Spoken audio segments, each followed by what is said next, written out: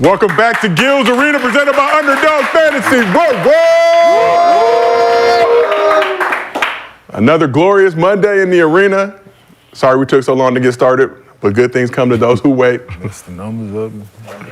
The new numbers on. Somebody got a case of the Mondays. The case of the Mondays. Gil, I heard you got to hop in the booth soon. Who, me? Yeah. No. Shaq has some. Not for me.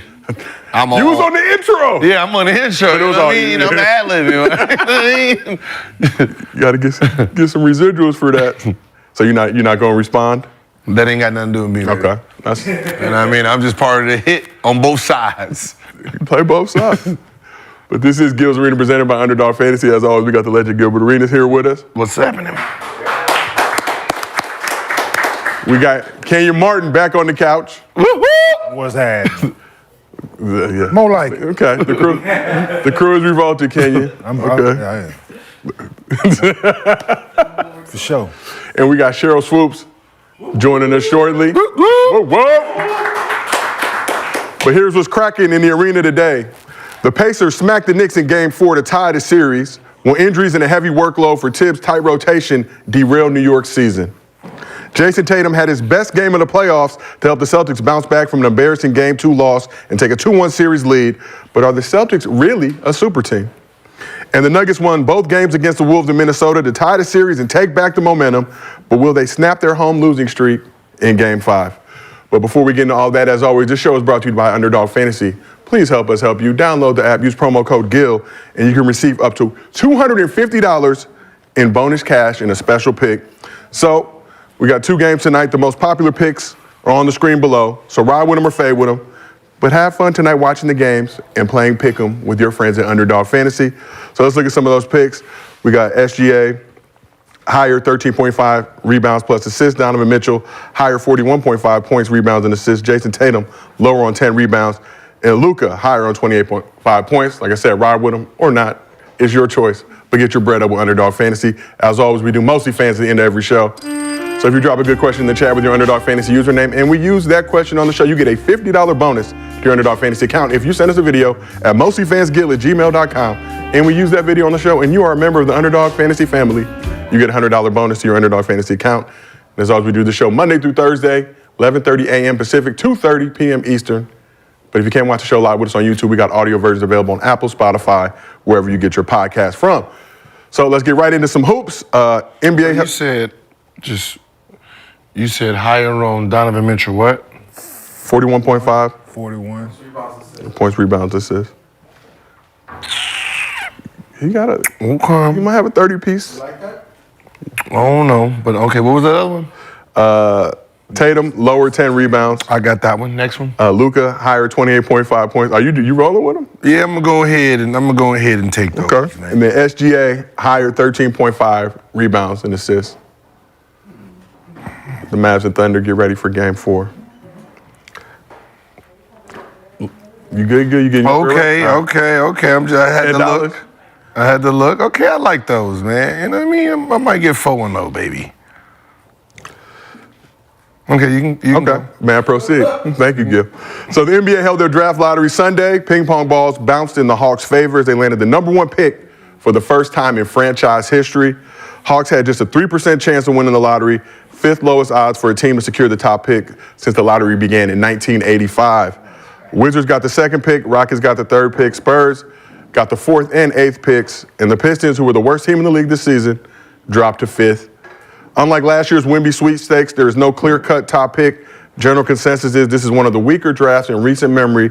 But question for you, Gil, how would you feel about the Hawks getting the #1 pick if you were Trae Young? I'll be excited. I mean, you get the #1 pick. For what's coming in the draft for him, right? It's a 7-foot French kid who can do exactly, not quite everything Wemby can do, but you have a 7-foot guy who's a center, who can put the ball on the floor, who can shoot, who can dive. Yeah. So it's no different between him going to Spurs or staying where he's at. So for him, if he's going to go to the Spurs, he might as well just stay home. So you think Alex Sarr could be at the level of a Wemby? We don't know. But he has all the tangibles, right? You know, big. He's a big guard center type style, right? That's his comparable. Where you come into the league, you know, we don't know the defensive part of it because that's not what they're doing. But offensively, he brings the ball up the court. He can dribble, not as quite the moves that Wemby has, but you know, he's doing what he does. So we've seen what Wemby did this season, Rookie of the Year, generational rookie season. You're saying if you, Trae, don't think about going to the Spurs and playing with that and kind of put your faith in this Hawk squad? Why didn't I say that? Okay, that's why I gotta just. One is a mega star. Yeah. In a sense of media attention, so. But, you know, for that type of player, if you're Trae, I mean, are you going to go to San Antonio to play with the same style, or are you going to stay home? So, Kenny, I saw you over here. You know, you had some thoughts on this situation. If you were Trae, how would you feel about the Hawks getting the #1 pick? I thought that was the wording of the question.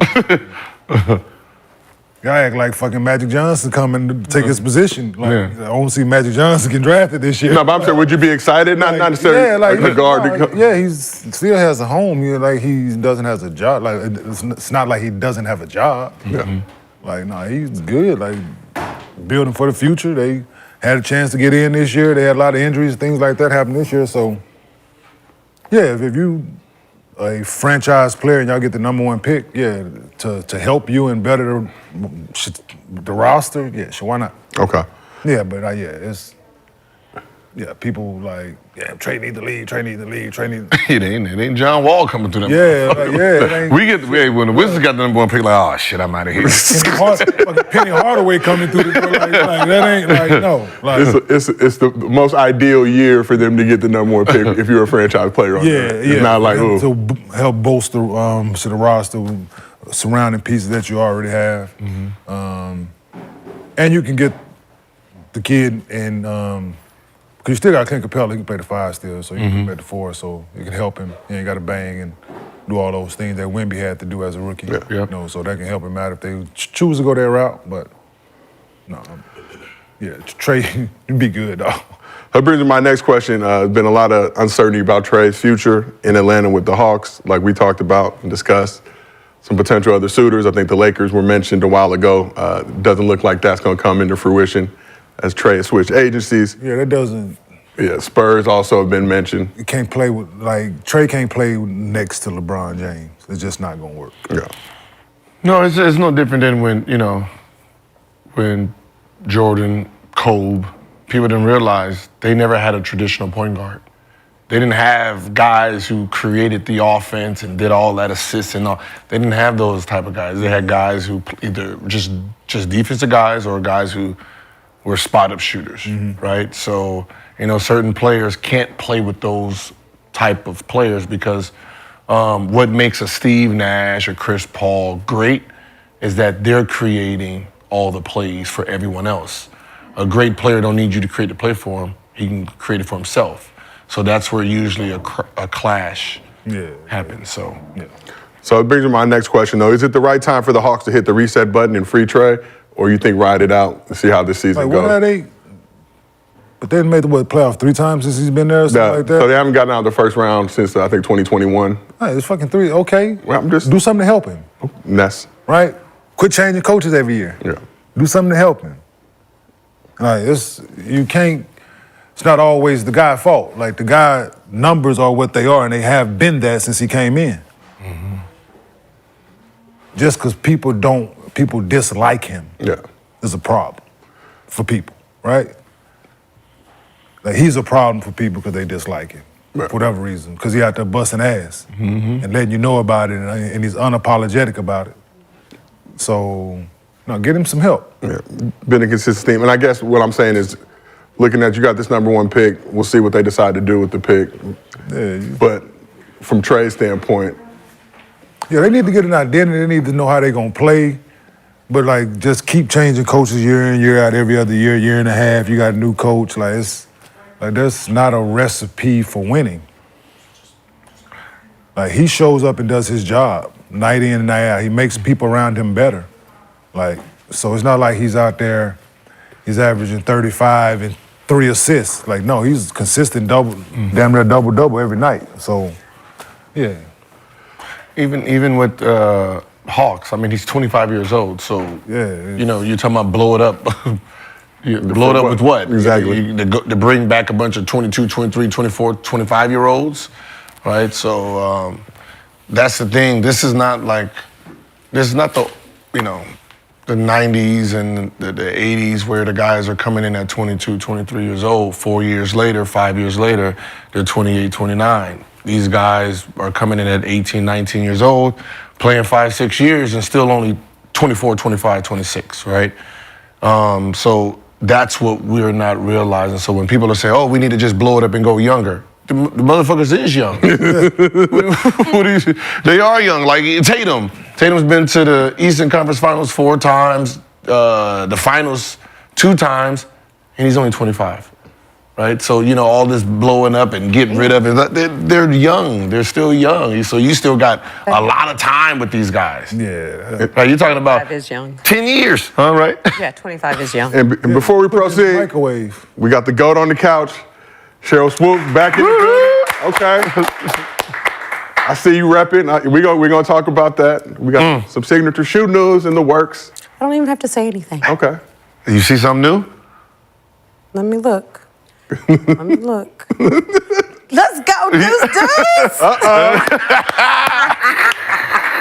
I mean, it Shout out could have been Angel Wilson. Just to say I moved over a little bit. Yeah, you had to move over. Let us see the deuce on the floor. You already know. could have been a little bigger, but it's all Damn. I know, yeah, it should be a little bit bigger than ours, right? You're right. You're right. Yeah. You know, we're gonna have to clean that up. It looks so good. We gotta put it on the side, make it a little. good. We got the floor refurbished. Sometimes we just can't think team, you know what I mean? You gotta be individual. I know I'm getting off topic because I have to respond to posts and stuff because y'all be on the show when I'm not here. Y'all forget about a sister. We forget. Y'all don't, but Rashad does. What he do?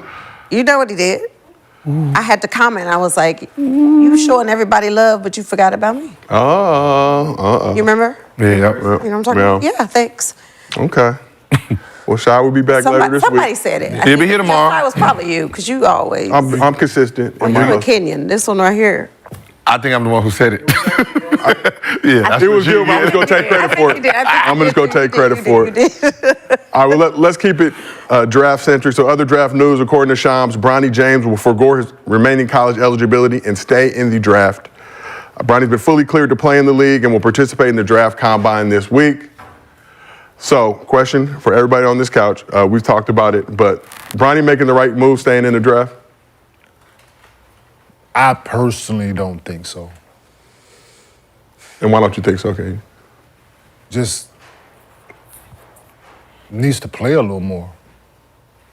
Like, he needs like some more minutes on the floor. And the player, like, his freshman year was interrupted. Yeah. Like, not saying that he don't know how to play, but he needs more minutes on the floor, I think. Playing at a high level.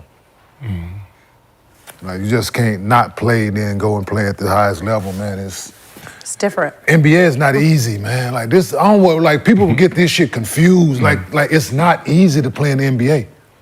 It's not. Like, the 15th guy can go. He just, the first 9 guys are better than him. So it's, yeah, I just want to be able to go somewhere we can get more minutes on the floor then, like, Yeah.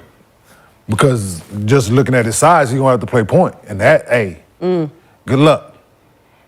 And that's a hell of a position to come into and not having to play against the better guards at, like in college. Learning how to defend guys on ball, be like I said, his freshman year was interrupted, but wishing nothing but success and the best in this decision. But I just wanted more minutes for him on the floor, then make the decision. That's all. Do you think he's doing it to have a chance to play with or against Pressure, man. his dad? Absolutely, it's there. When your dad says it, you probably been talking about it at home as well. Yeah. Definitely pressures, you know? Even more pressure. Even more. The pressure's already there because of who you are. And then your dad says that, I think it adds to it. Adds to that pressure of, should I have to do this now? Because if I wait another year, 2 years, like, you never know, like, but, and it's, unfortunate pressure. Like not to just be able to make the decision, but hey, it's their family. Wishing nothing but the best in their decision. But like I said, I just wish she would just had more minutes on the floor because his freshman year was interrupted. So. And is he? I'm sorry. Is he projected to like go top Anywhere from 10, no, 15? like anywhere from mid first round to late second round.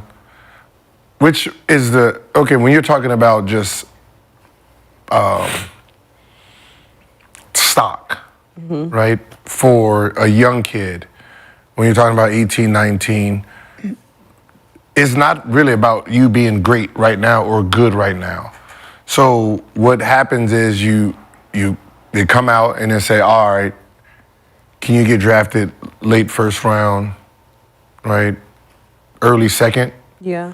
If so, you didn't really do nothing in college, right? It got interrupted, and we can get you drafted right now. If you go back to college and you don't do too well, you might not get drafted. The optics of you got a full year, you trained all year, right? You're coming into a new system. We get to pick at your game a lot more. Right now, it was hard to pick at his game because of the heart thing, right? He was coming off the bench. So we don't know him. We don't really know him because we get to use their skills. He was hurt, right? He came in the middle of the season. So it's easier for them to say, all right, we don't really know much about him. He gets to play by himself, right? He's gonna jump, he's gonna shoot, he's gonna do all this stuff. No contact with anybody. He can sneak into top 17, top 25 pick. That's all you want. You want the foot in the door and say, all right, we got him in versus like somebody like a Miles Simons, right? Who should have came out when he's hot. Yeah. And then he goes back and we're like, he's just, the longer you stay in, you get to start picking at that game. Yeah, but does that change for him because of who he is? Or because of who his dad is? Because of who his dad is, you give him one more year where we get to sit there, all right, he's fully healthy and you get to watch and look and everything he does is going to be magnified. And that's why picking the right school would have been key because he was in the portal. Picking the right school would have been key. Let me ask you this. With everything you just said, right? They don't know. I'm saying the scouts, the GM, they don't know, right? They haven't had time to pick holes in his game and critique and things that he can't do, which they gonna point out more than the things that you can do as is. When they do find out, already drafted him. But you already drafted him, but is it setting him up for failure though, right? Because you know that G League is a graveyard. Once he get in there and be like, he's not what we thought, then, right? Send him to the G League, and to get back at that age, once people, because they're gonna call whoever the team is, and so why didn't it? Wow. I just don't want it, because it's a lot of variables in this. It's a lot of variables that could go great. It could definitely go in his favor, definitely. But to play devil's advocate, just to give him something else to think about, that's a realistic possibility because they don't know. I think right now it's the possibility of, just like, you're really thinking about, let's take the father out of it, right? And it's just him standing on his own. He has a chance to be drafted late first, second round today. Do you go back to college and chance it to be drafted in the same spot or not at all? Because I get to really go out there. Like right now, you can put him in a one-on-one draft. You know how they work out one-on-one. Yeah. And he can perform well in that. Absolutely. Right? Because he can shoot, he can dribble, he can jump. So when you're sending me play against these cones, I can play the fuck out these cones, right? Yeah. Way better these cones. Tap it. These cones cannot guard me. Getting drafted is usually the easiest part of it. And from there, it's the willingness of being a pro. So, if you once you get drafted now, either you want to be an NBA player and you want to party and all that, so get your ass sent to the G League, right? Trying to fit in with the rest of them, or you go in there and try to be as professional as possible, and they say, all right, we're gonna keep you up and groom you a little bit better, right? So, is there a chance he could play with LeBron? I think that's in the 90s. 90% time? 90%? Yes. Getting drafted with that 17th pick, or they have a late second round. See, that's the. See, that's They need help. Yes. Oh, right? Yeah, but that won't happen in the draft.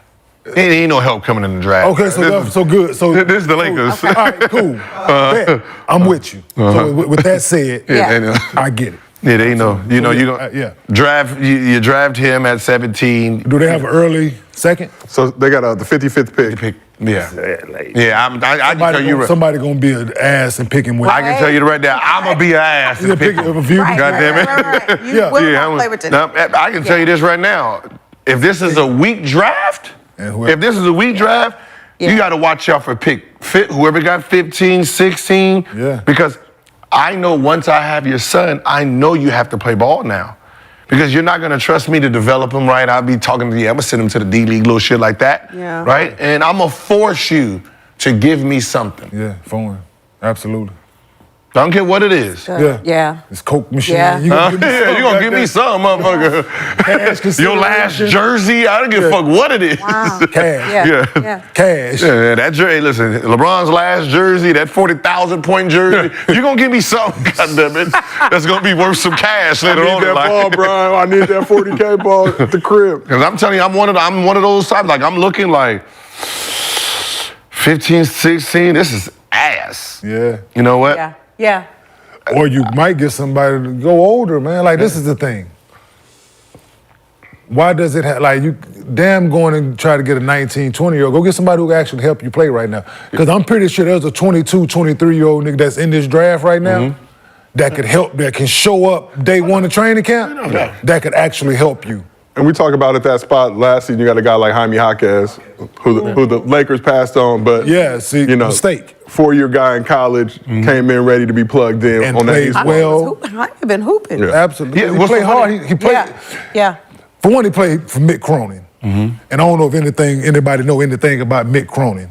You're gonna play hard. That's the one thing you go He to. coached up under Bob Huggins. Okay. So you're gonna play hard if nothing else. If nothing else. If nothing else, you're gonna defend and you're gonna play hard. So he came in ready. And be prepared to deal with anything. Absolutely. I'm just saying, Usually after the lottery, usually if you look at just, the years past, after the lottery, so pick 16 to 25, those are the guys you're trying to find anyway.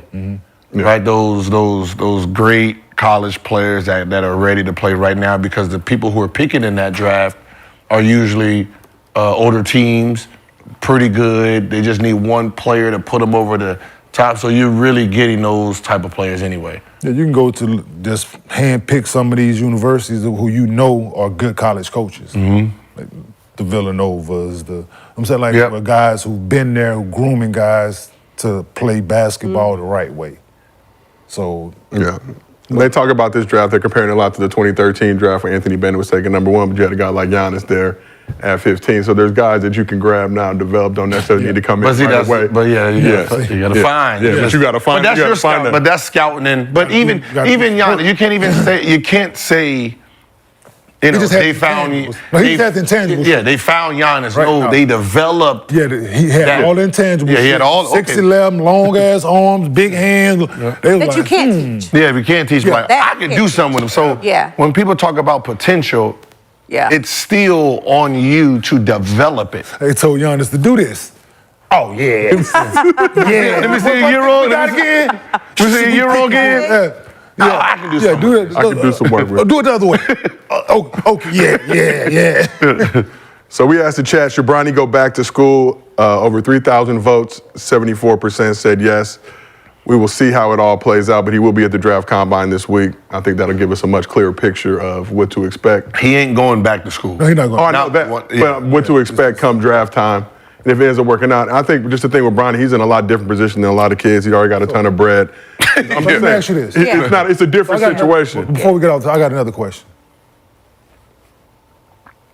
Take his name off of it and just his size. And his skill. 6'3"? Who? What is this real measure? Without shoes, I saw it today. It said without shoes. Without shoes. It said it was like 6'1". So he's 6'3"? Playing basketball, yeah. But I'm just 6'3". take his name off of it, just the size with the amount of experience he had in college. Everything do you think is? See, I got to see it like, what is he? Is he jumping about what a 40, anywhere from 40, 44? Right, so you're looking at about. It wasn't that. He ain't jumping that high? I don't think it is. Oh, he look like he be getting up there on that jump end of it. Well, I don't know. At Sierra Canyon? Don't do that. Don't do that. I know. Nigga, my son played there. I know they lower. I know that, but I know That one on that far end. I know they lower the rim a little bit. One you walk in the gym at, that rim there. I know. And KJ get off the floor with the best of them. And I used to be looking at him and Cash is like, Jesus. Yeah, I know, dog.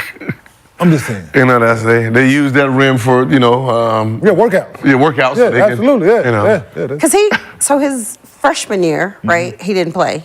Halfway.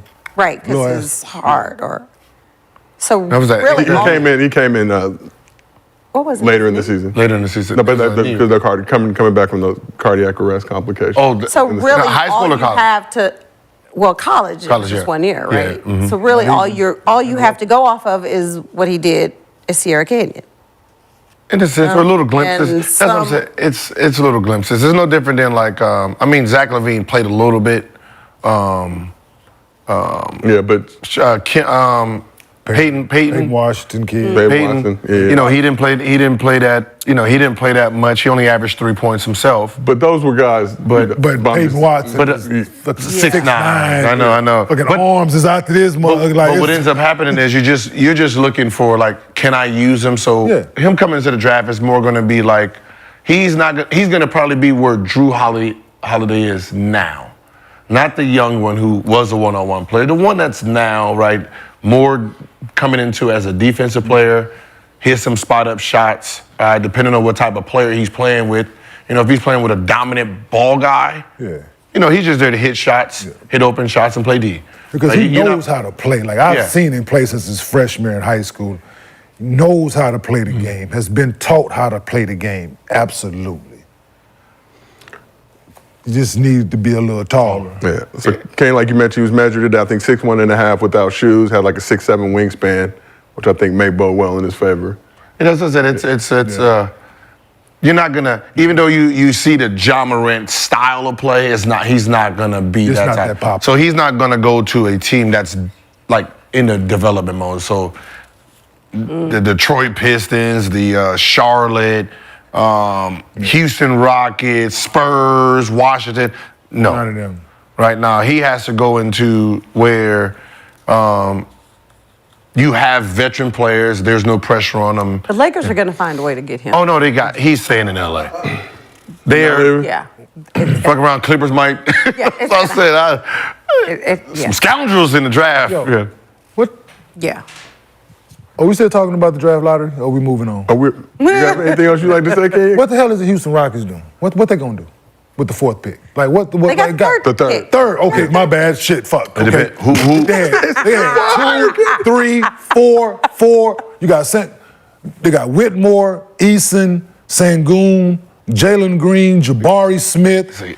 Dude. They got a whole bunch of it's a gumbo, and if that seasoning not right, goddamn it, that's about to be a bad That's a taste. nasty gumbo. That's a nasty. And then you got the third pick again. Like who you gonna go get? What do you just sign Fred VanVleet? You just signed him point guard. You got Dylan Brooks. You just gave him money. They can. You got Steven Adams. What the hell do you possibly need? It's a good problem to have. It is. I got a third pick. What's happening? Yeah, what y'all Anybody talking? Absolutely, that's what I'm thinking. Anybody talking Lakers? Anybody? Anybody who needs something? But it feels like one of those, like if it's last year with that third pick, you can move, you can make some motion happen. It feels like this year, But Listen, best I can do. I don't give a fuck what nobody say. Third pick is the third pick. There's 2 all-stars in that motherfucker. Yeah, for sure. You gotta go find them. You gotta find them. There's somebody in there. There's 2 all-stars. There's math. There's 2 all-stars somewhere around here. You just gotta go do. I gotta find out who he is. So let's get into some current basketball. Wolves got smacked by 27 in Game 3, but were an NBA best 21-4 after a loss this season, entering their Game 4 showdown with the defending champs. But the Nuggets' makeshift big 3 of Jokic, Murray, and AG took back the momentum and home court advantage with a much-needed win. So let me ask you this. So they was 21-3 the game before that one, right?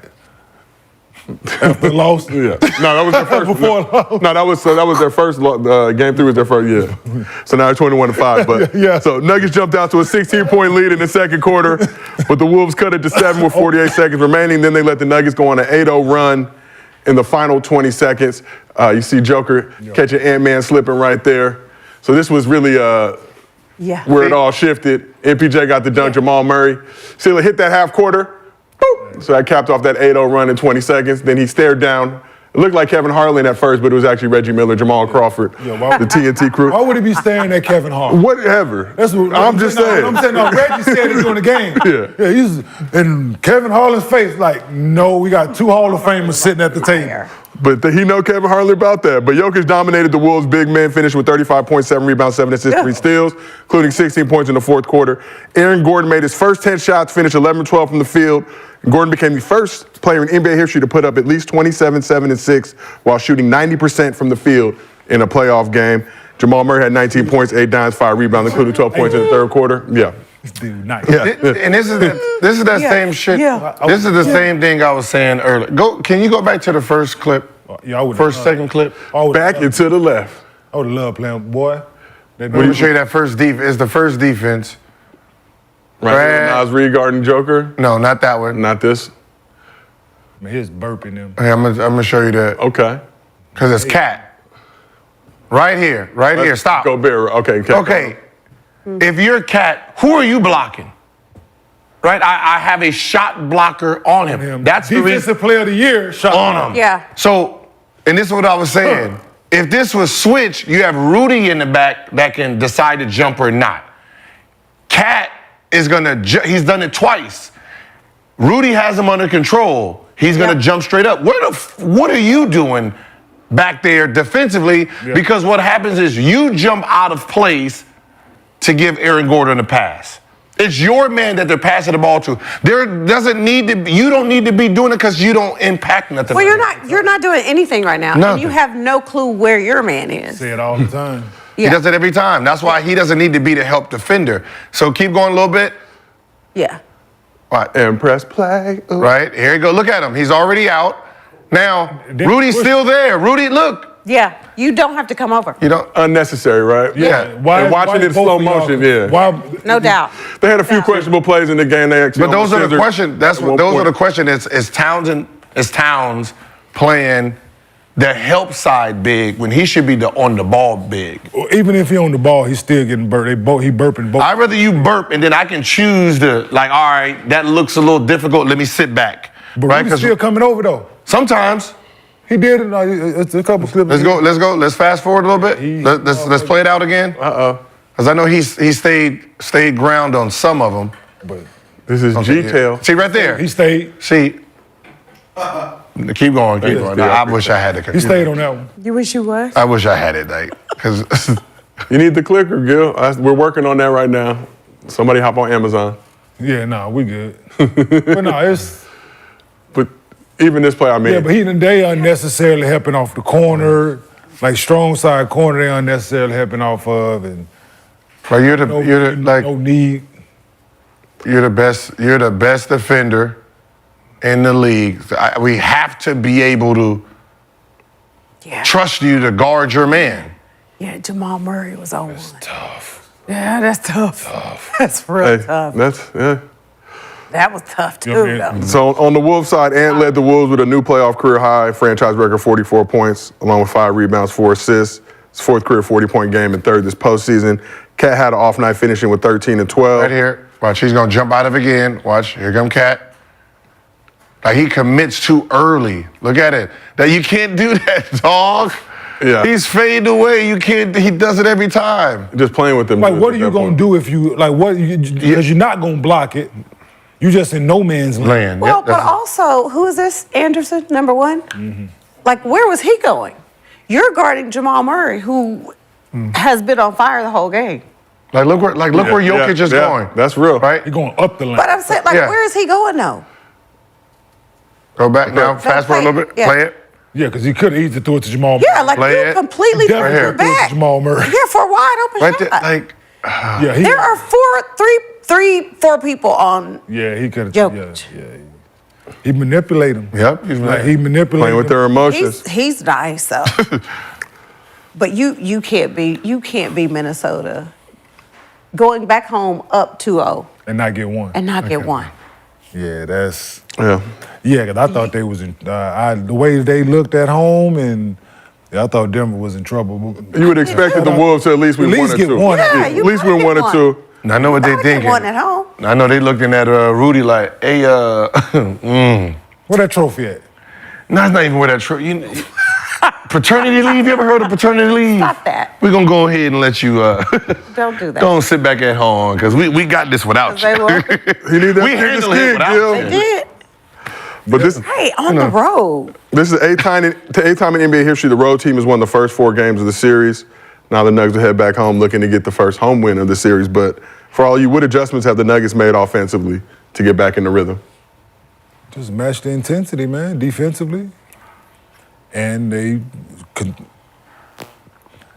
told their best player to go be the best player in the league. Go be MVP. Lunchtime. Yeah. And Yeah. sometimes that's what it's that simple sometimes. And I also think that's where, like the whole, we've been here before.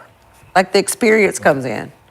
But, I mean. And what I saw too, I don't mean to cut you off, so what I You saw good. is they cool with Anthony Edwards doing what he do. Going on. And limiting everybody else. So, because he's going to be aggressive and he's going to do his thing, but the rest of them guys, they feed off of his energy and his getting to the basket and making plays. So that's what I saw. Like they put one on him and then double team him and make them other guys, limit them other guys.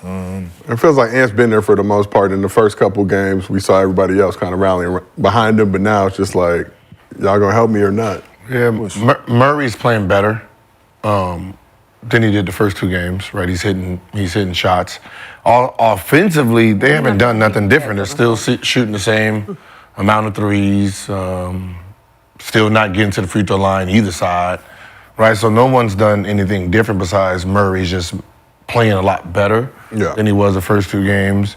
And when it comes to just details, obviously you can see Timberwolves just filling on the detail part of it, where you're getting easier shots for everybody else. Like if you set that and let Joker hit those shots or take those shots, you wouldn't be giving Aaron Gordon, 20-something points a game.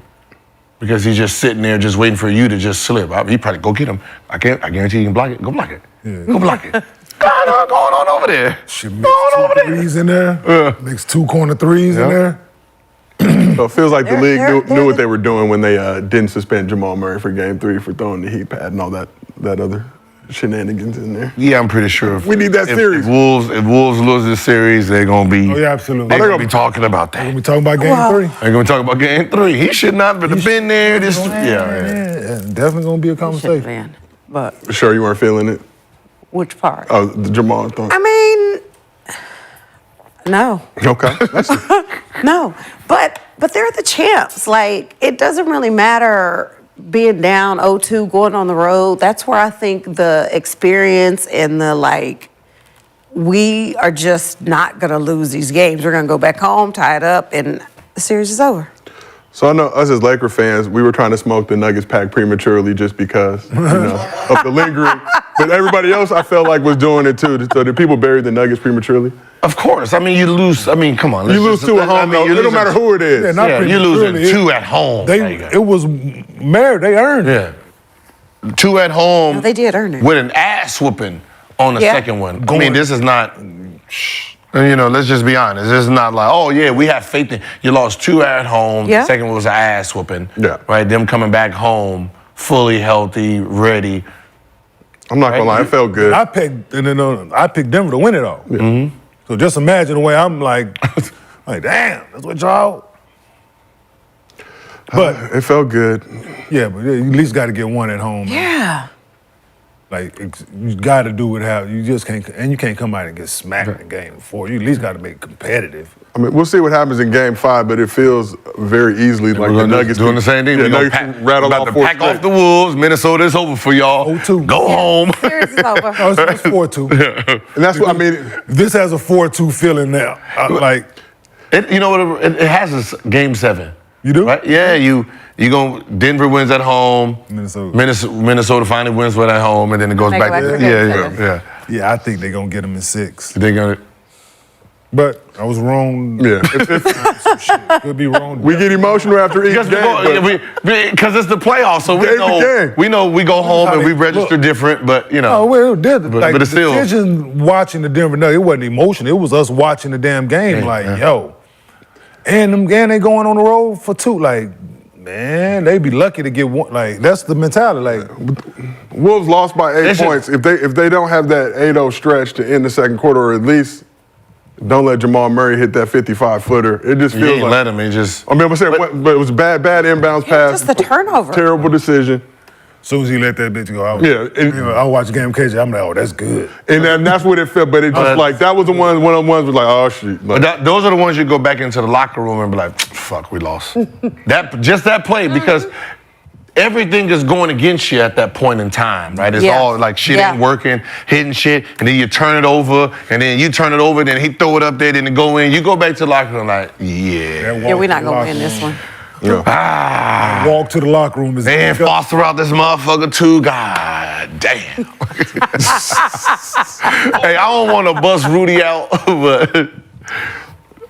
but he did it again. He can't help himself. He makes me laugh. What? I don't want to do it, but let's just say he already got fired one time for doing that shit. Oh, they're trying Stop to it. Try to do the money sign again? Yeah, he did the money sign again. We hit him again then. Yeah, that's what I said. You know somebody reported it. They're saying it was inconclusive, but Jamal Murray also hit the money. Inconclusive? Jamal Murray also hit it in game 2, and I don't think got fined for that. Yeah, that motherfucker from Scott Foster. He just had a baby, y'all. He not sleeping enough. Like, y'all know how it goes. Scott Foster called something on him. He said, like, dog, you just got in trouble for that. Stop, dog. Check the lower on you tonight, bitch. Just let it go, bro. My best part of the whole game. Yeah, you know somebody reported it.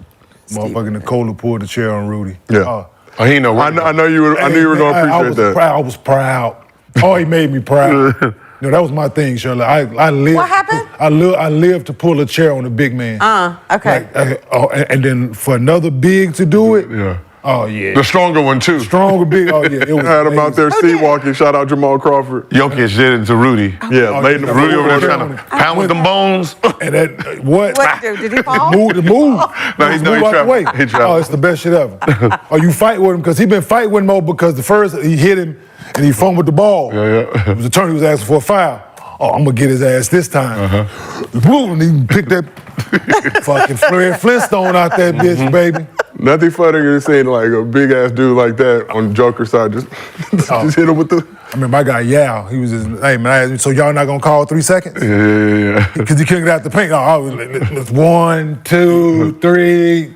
Is that the same game where that was, when Rudy was trying to help him up and he slipped?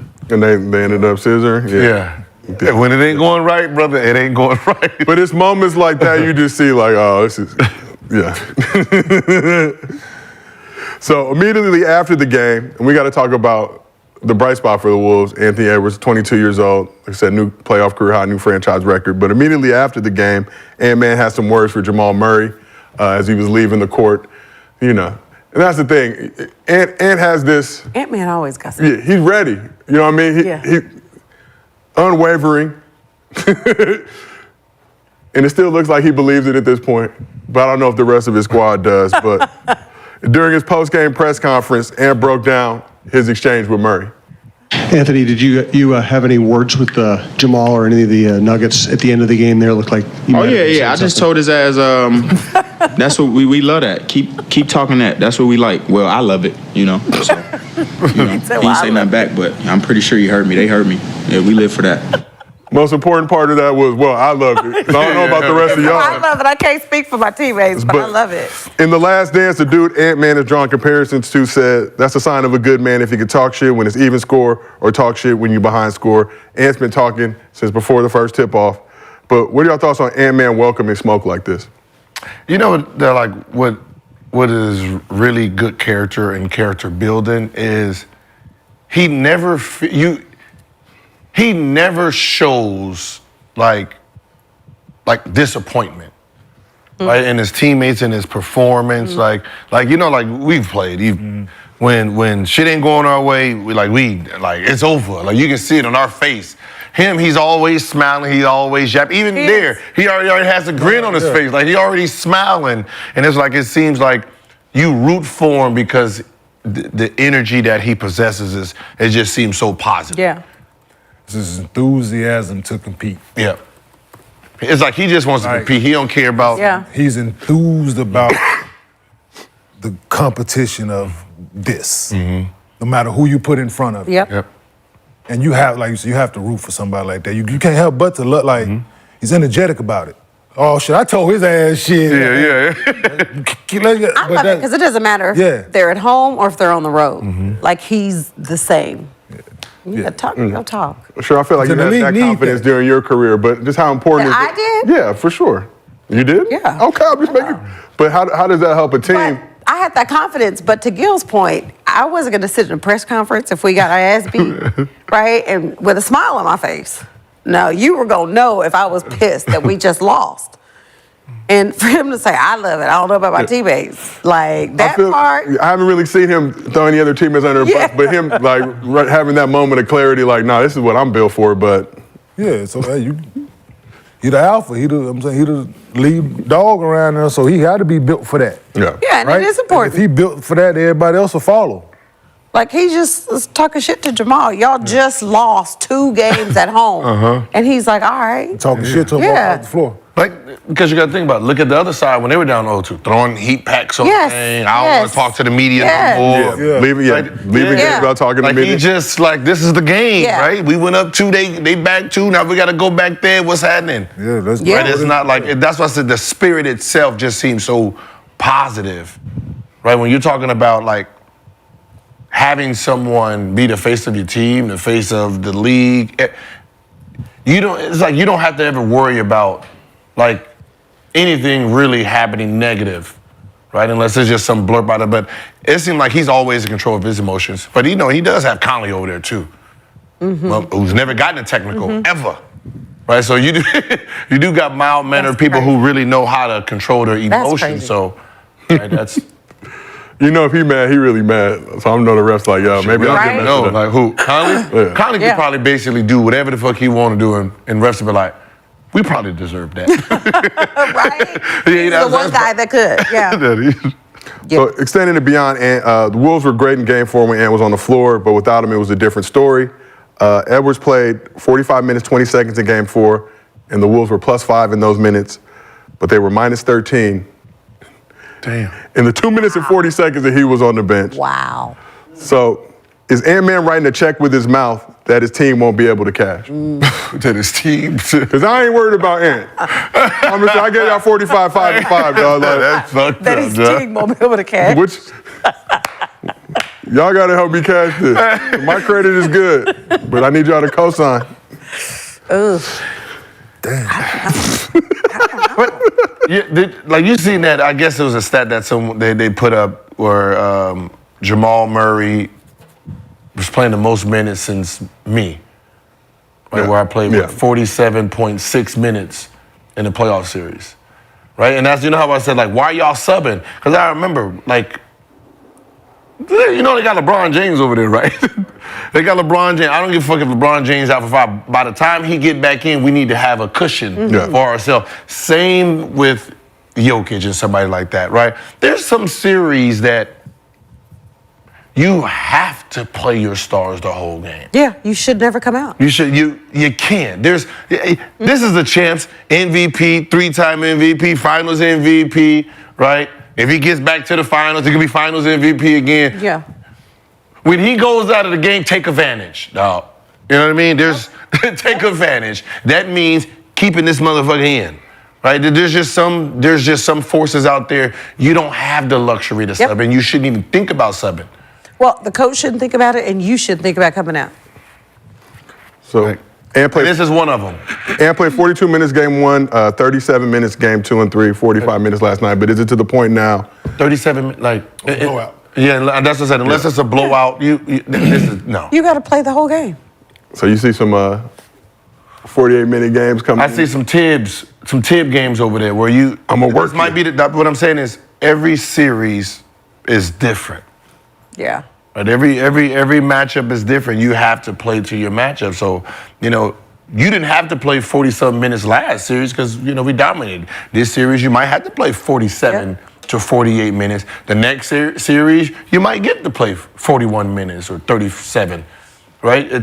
It varies. This is not one of those where, as you can see, 2 minutes and 40 seconds minus 13 is goddamn. That's the game. That's the game right there. Yeah, And he's 22, so he young. You got it. You can rest on the series, old man.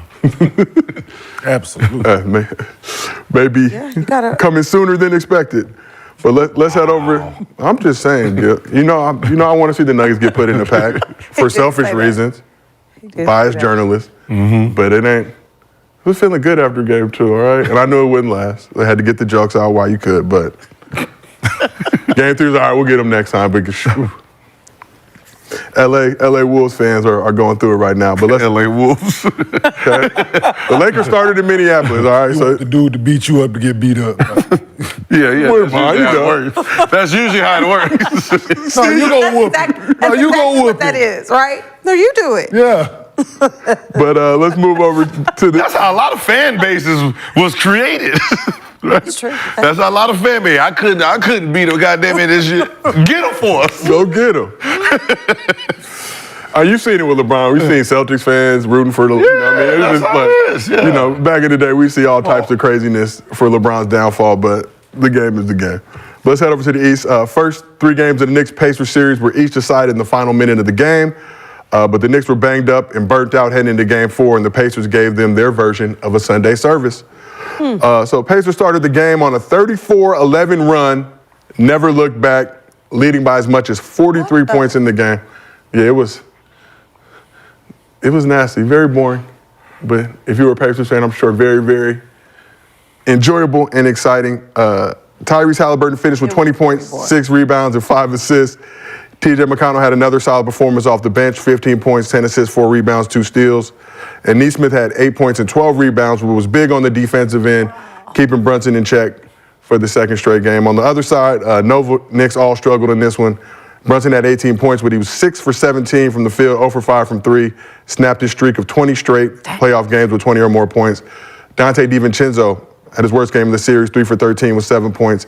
Josh Hart, 2 points and 3 rebounds in 24 minutes. Wow. He had 4 straight double-doubles before that.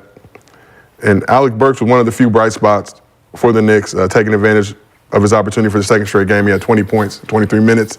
But the Knicks shot 33% from the field, 19% from behind the arc, suffered their worst loss of the season. So we talk about just the heavy workload. The Tibbs has put this rotation through. They now are down 4 key players. Are the Knicks starters feeling the effects of the heavy workload they've shouldered throughout these playoffs?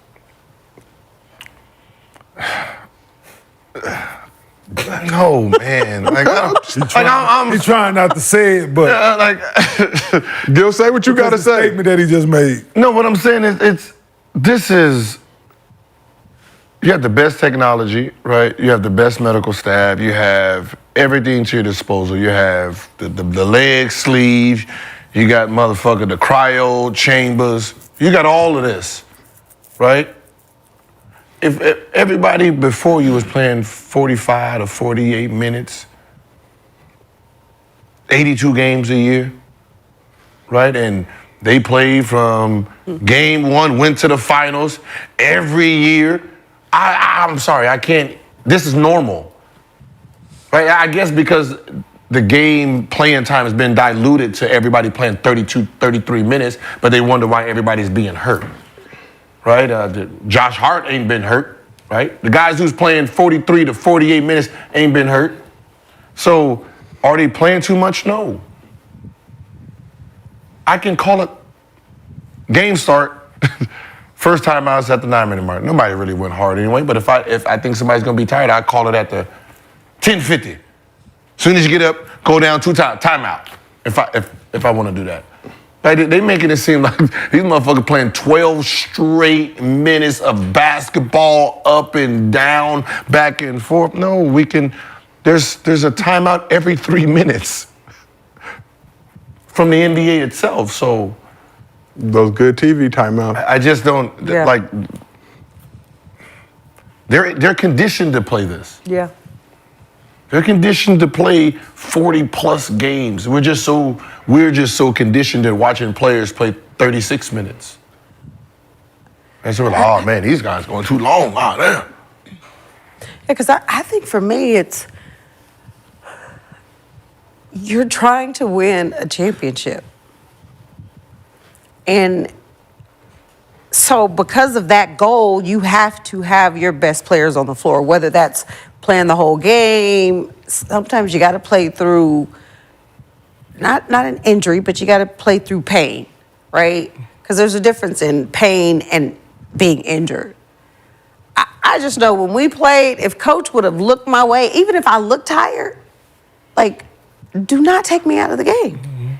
Because I know there were times where I saw a player coming to the table and, like, gave me eye contact, right? And I looked at coach, I'm like, I'm not coming out. So either put her in for somebody else or send her back to the bench because we're trying to win a championship. And it's not saying that those players aren't good enough, but you're not good enough to win the championship. If it's regular season, come on. Come on, sir. Come on. You can come in for 5 minutes. But then you got to come. No. That's the difference between good and great, though. No. So y'all are good. Y'all are good. You got 2.5 minutes, girl. I do need some water. Coach, I need a water break. Once I get my water. No, like I don't understand it. Well, before Game 3 came, we talked just about Brunson, that foot injury. Said you got to let him ride, let him go and try and get one of those games because obviously you now have the potential to go up 3-1. Pacers now taking it, tied it up 2-2. Oh, you got to play the rest of the way now? You got to go, and that's... Yeah. Oh, yeah, he was going to take one off. Like I said, it should have been Game 3. Game 3. Right, if there was anyone he should have took off, it would have been Game 3. But no, ain't no more, ain't no days off now. You're going to have the rest of the summer off, so... In hindsight, do you feel like it was a good move for Brunson to play those 2 games in Indiana? Yeah, you had to. I'm saying, like, if there was anything, like, Game 3 was the game if he was going to take one off because he was coming off the injury. If he was going to take any game off of the game, like 3 days, 4 days in between the game, that would have been the one. Now, you played in both of them. Yeah. You didn't look that well in either one of them. So going home, hopefully, if it feels better, because they're going to need him. Yeah. So, and this is the problem. It's still managing him during a game. So if you know his foot hurt, don't have him bring the ball up where he's going to be pressured the whole game. Don't make him do extra. Don't make him just, do the old Dwayne Wade, zipper him up in the half court. I know it's his foot. tweak his foot. Tweak this foot. Yeah. A little tweak. Just a little tweak. A little sore foot. Because my feet are sore and I don't do nothing. It's got to be more than sore, because if it's a sore foot, you play through a sore foot. What is causing the soreness in that? You know, New Yorkers, they gonna be like, oh, he broke it, and he's still like, nah. Just that's what something like that. Because he's being pressured full court, you're making a move more than he needs to. Yeah. Just bring it. Let Josh Hart bring it up. Whoever bring it up. Give it up to him in the half court and let him go from there. Yeah, because Indiana's doing what they're supposed to do. Yep. Like, they're going to go pressure him because they know his foot is injured or sore or whatever it is. But they putting people in the game, boys getting in the game, panicking. The one kid, Jericho, whatever, seeing where they threw the ball there, he bring the ball to the floor. This nigga stopped right before half court. He stopped to pick it up. Right before half. Nigga, you take one more dribble, you are past the line where they stop counting. Yeah. He stopped right before the line. Oh, my God. 8 seconds, Oh, my gosh. Out there be losing it, man. Brain fart. Like, dribbling up Miles Turner is about from me to you. That's half court. If you don't He stopped right here. Miles Turner just closed the distance. I'm like, yo. Wow. Wow. Get your ass out of the game. That's why you only played 40 seconds. Yeah. Like we haven't even seen this in. When was the last time we seen someone getting ready to get subbed and then a player be like, nah. Yeah, no, I ain't doing that. What? Yeah, we haven't seen that. No. Like, nah, hell no. No. We haven't seen that. Motherfucker be like, oh, hey, coach. And you sitting there that no. He said no. Yeah, Why you ain't at the table? He said no. Now you get sitting. Now you got to walk your goofy ass back there. You shouldn't have been up in the third. Not a player know but that when you see a guy walk up there and then he end up same player walking his ass back, that means whoever he was going in said no. Yes. Especially. No. And don't be at the free throw line, right? Shoot your free throw and you know they're coming in for you because I'm going to miss. So if I miss, you ain't coming in. We've talked about that on I'm this gonna miss and we're gonna renegotiate. Yeah, I'm like, whatever. That even from back in youth days. Like, who you got? Oh, no, I'm getting. So I can get another shot up. I'm Like, get my up and down back. Yeah, and we locking in, no fouls. Oh my God. See, we can get to the rest We of this locking quarter. in no fouls. See, we get to the rest of this quarter. Move your feet. Oh my God. But we've talked about the Knicks, injury plague. Obviously, Julius Randle missed the entire playoff. Mitchell Robinson hurt, Bogdanovich hurt. OG Anunoby dealing with his situation. So the Knicks are 26-5 with OG Anunoby this season, 13-16 without him. How important has OG been to the Knicks, and how will they fill his void for the remainder of this series if he cannot go? How can he feel it? How will? How can he? How will they? Sub, all the players he subbed, he got traded for. Bring them back real quick. No, he was filling the void. I know. Yeah. No, that's what I'm saying. He was filling the void for Julius Randle being out. Yeah. Yeah. So shit, what do you do now? You can't trade nobody else. Can't go. Say it again now. Double void. Yeah. Wait a minute. Randall hurt his right shoulder, huh? One of them got two. Yeah, because it was Randall. Yeah, I'm like 50%. Listen. First of all, you don't go right anyway. Right? You don't go right. You don't know what your right hand look like anyway. So can you come on back a little bit? Yeah, right shoulder surgery. Yeah. Oh, he had to end up having surgery. Yeah, that's why the season ended for him. Okay. But I mean, he don't use it anyway. So just being that, just hit him with the shimmy. Do you? I mean, I seen dudes with just one arm out there. You know what I mean? So it's kind of the same. It's unnecessary. That wasn't true. necessary. It's true, though. You know what I mean? Motherfucker do a whole spin. And you stuck on the same arm. Like, how you keep going for the same fade? I seen him cookie with that one arm. Come on, dog. That wasn't necessary. Never. Right? It's just, Oh, I've been saying it. I'm gonna be the asshole. We gonna be going in a circle out this bitch. Hey, I'm guarding you. You're gonna be going in a circle. I just Listen. What? Never know where I'm just saying, so you just never know where the show will go. Come on, man. Man, I guarded They NBA don't players have anybody else that to had both and couldn't go. So, Yeah. like he's saying right now, I tell you in a minute, I guarded some people that had listen. You ain't got no right blinker in your car. Yeah. Yeah. All left turn. I got hit with it. I got hit with All left. I got hit with a hezzy with a dude who only had one arm. So I know the feeling like, oh, what the hell am I jumping for? What? I know he got a jumper, but god damn it, I know He going right. he He is going at- right. So let me just go ahead and sit right on 1,000%. right on this arm. Every single time. He's one. There's nothing else. Listen, there's Randall, not you too, got- Randall, there's you not got too it. many things in this planet where you can say it's 100%. Yeah. I put money on that one. So you good, Randall. Come on back, man. They need you. Let's talk a little bit about these Pacers.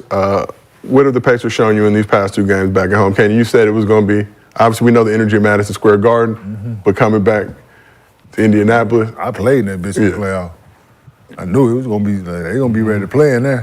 White people said, "Man, I ain't seen a few flick. They giving them finger, flipping them off. all that. Yeah. What did you say? Oh, a few of the older white men sitting behind the basket, flipping the Be players flipping off. players off? Hell yeah. They Like, don't care look about dead none of at you when you look. They make sure you look dead at them too. Like, yeah, hold out. that. Hold that one. Yeah, like go shoot your free throw now. That's the one thing about fans, man. When it's loyalty, it's loyalty. They don't give a shit. Like for who you real, are. for real. No, they did what they were Yeah. supposed to. They took care of home, man. This is the way playoffs is. And the unfortunate thing for the team who is the lower seed, you got to win on the road. Yeah. The home, whoever got the higher seed don't have to. So that's So Indiana got to find out a way to get a game because they can win at home. We know that it's a tough environment to play in, but you got to find a way to get one on the road. Trying to get one in Madison Square Garden. Yeah, you got it. Even the way. Even when they were arguing about the foul calls, right? Like, come on, Indiana. Like, you're no different than Golden State. Who's getting fouls for y'all? Right? Y'all complain, sent all these non-calls. 78 plays, I believe. 78 plays, like. You got a $35,000 check they in the sent mail. 78 plays. Damn. Not realizing. For review? Yeah. Yes, that they got fouled allegedly here? missed. Wow. Not realizing that. 70, how many? 78. Right? Wow. Mathematics says if a ref actually went by the rule book and called all the plays, there actually wouldn't be a game. There wouldn't be a game. They don't have enough players because the fouls would everybody be fouled out. Game's over. Yeah. Third quarter. Yeah. So so they have to let the game go, and because if they start calling everything in the rule, but they start calling it, the fans will be salty. And there's no game. So for the most part, they're missing about, I think it's like 40% of calls, just so there's a basketball game. Just so there's some type of flow. Flow, yeah. But I think about just, how you playing Brunson, all these things. Like, how do you... I can see that. I just can't sit there and just blow the whistle the whole time. Yeah. Yeah, because if they did, right, Jalen Brunson got fouled 18 times before he got to half court. Yeah. Bringing the ball up the floor. I'm like, damn, that's a foul. That's a foul. That's a foul. Yeah. That's a foul. Jokic just shoot 40 free throws a Yeah. game. I mean, shit, every time he do that and you do one of these, foul. Yeah. Foul. God damn it, that's a foul. Every time man go to the basket, and one, foul. You can call, Yeah. or you can call carry every play. Every play. Do wouldn't be able to. Or carry, travel. Listen, because soon as it's this in the half court, they calling the play. It's everybody do it. Ain't nobody just gonna sit there and do. They ain't doing this, right? That drill, right? Yeah, like you patting the volleyball. Like Okay, I'm not going to do this. Yeah, that's no they. And then as soon as you go into your move, you. Yep. But do you think it was smarter Rick Carlisle to call out that officiating heading back home, knowing that they would more than likely get a better whistle?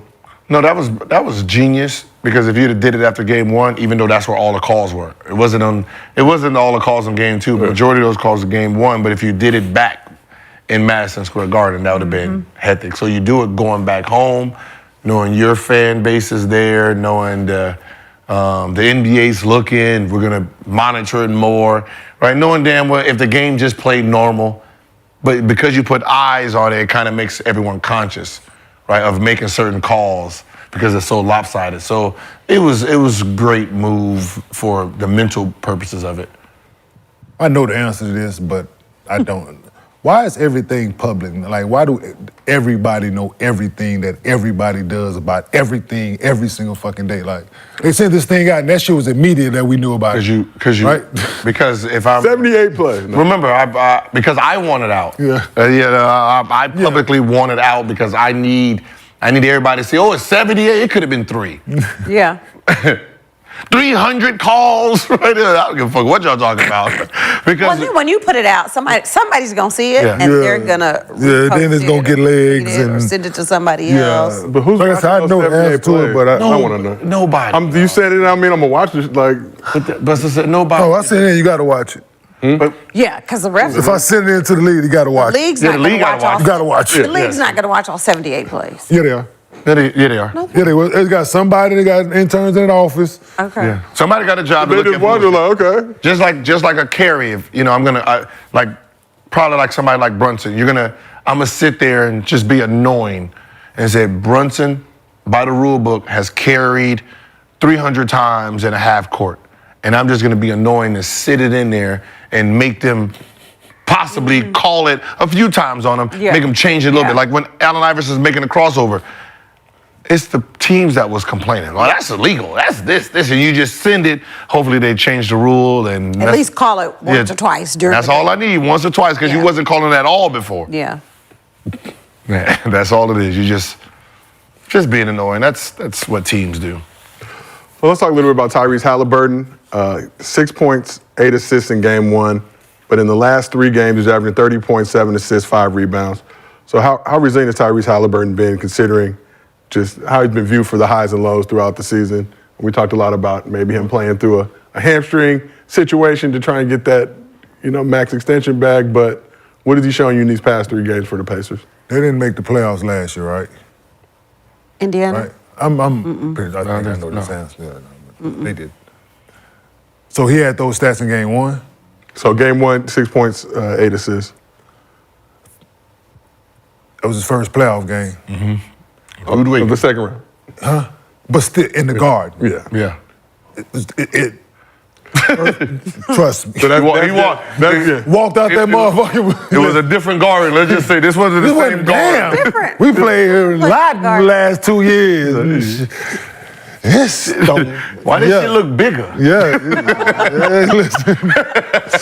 The walk up the ramp was different. Like, Spike Lee look a little bigger. yeah, it was different playing there for him, probably. It's intimidating, especially He with got it out of his system. Spike Lee got a +1. That shit look like was that Oprah?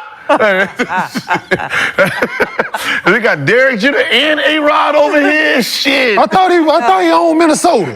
Hell, he doing here? It just looks different, dog. He probably was in the moment playing in the garden. Bounce back, just like, this just still basketball. In his mind, he just had to still basketball. They guarded me the same way. They ain't doing nothing different. Yeah. And he just looked, came out, was. Remember, Laid playoffs back. is louder. I mean, it's intense. Like when people say, I think. Yeah, it's a lot different playing in It's- Milwaukee in the first round and fucking playing in the New York Knicks. Like, you know how you remember he said that A shit, big right? difference. He said, "Oh, this crowd ain't Yeah. that bad." You remember Milwaukee, he said that? right? He said that in Milwaukee. Milwaukee, absolutely. He ain't say that about the guard. He did not have those same sentiments. They're not talking about your mama, your kids. 'Cause I'm pretty, hey, Milwaukee ain't doing they that. ain't doing that, none of that in Milwaukee. They did, I think, They cheering for call they- his brother Yeah. a certain word that Who? That's what he said. The Milwaukee fans. Haliburton said they had some A little bit. I mean, Choice words Even for- think about Denver. They Okay. get beat up in Denver. One person. yeah, I know, but One person. The crowd and other. Okay, go to New York. It's gonna be more than one person. So They was spitting on Trae Young while he was trying to get to the tunnel. So it's different there. and that New York spit, ooh. Yeah. what that's different in what, Texas spit It's, or fucking Nebraska spit? Yeah, it depends. What is it different? Like it's spit varies from state to state, city to city. It's a lot hotter Maybe in New I'm York. not well versed in spit. Whether I'm not well versed in being spit on enough, I don't know. But it's a lot hotter in New York. Less You teeth don't get spit on brushing. by a New Yorker. It is a little different. It probably hit a Oh little my gosh. different. You Less said New teeth York brushing. spits a It little literally hit a little different. Like, you meant that. It comes with a little anger. Right? Okay. It hit Like, you a little different. yeah, like they saved that one for a little bit. They've been saving that from the first quarter. Adequate teeth brushing. Oh my Lacking now, God. but in all seriousness, dog, Nasty. yo, we would have still been in the garden, man. Probably came back with a son Somebody would have spit on him. We Or would boy. have been still in the garden. Probably boy. in New York. Boy? I would have found out who did it. Probably. Hey, we would have found out who did it. not a wise Right then and there. We'd have been still in the garden. Still today. Still to this day. Well, 4 years later, 4 years later, who did that? we ain't going nowhere. Whose We spit not was leaving. this? Hey, I had a nigga tell me during the game, we was in the league, nigga told me he was gonna spit on me. Another player? A player? I told the nigga, please do it. Cause me ripping your tongue out your mouth would be justified. Ooh. What kind of he would be? Hey, I'm gonna spit on you. No, because he was in his feeling. I was torturing him, and his teammates was messing with it because they was talking they was gonna trade me for him. Oh, it was. Damn. So it was personal. So I was destroying him. We was on the free throw line. I looked dead at him. Did you I said, tell him right "Please then and do there it." he was going to pull his tongue out? On site. I know you did. Please, listen, I told him, please do it. Me ripping your tongue out your mouth would be justified. That would hurt. No, I didn't say that.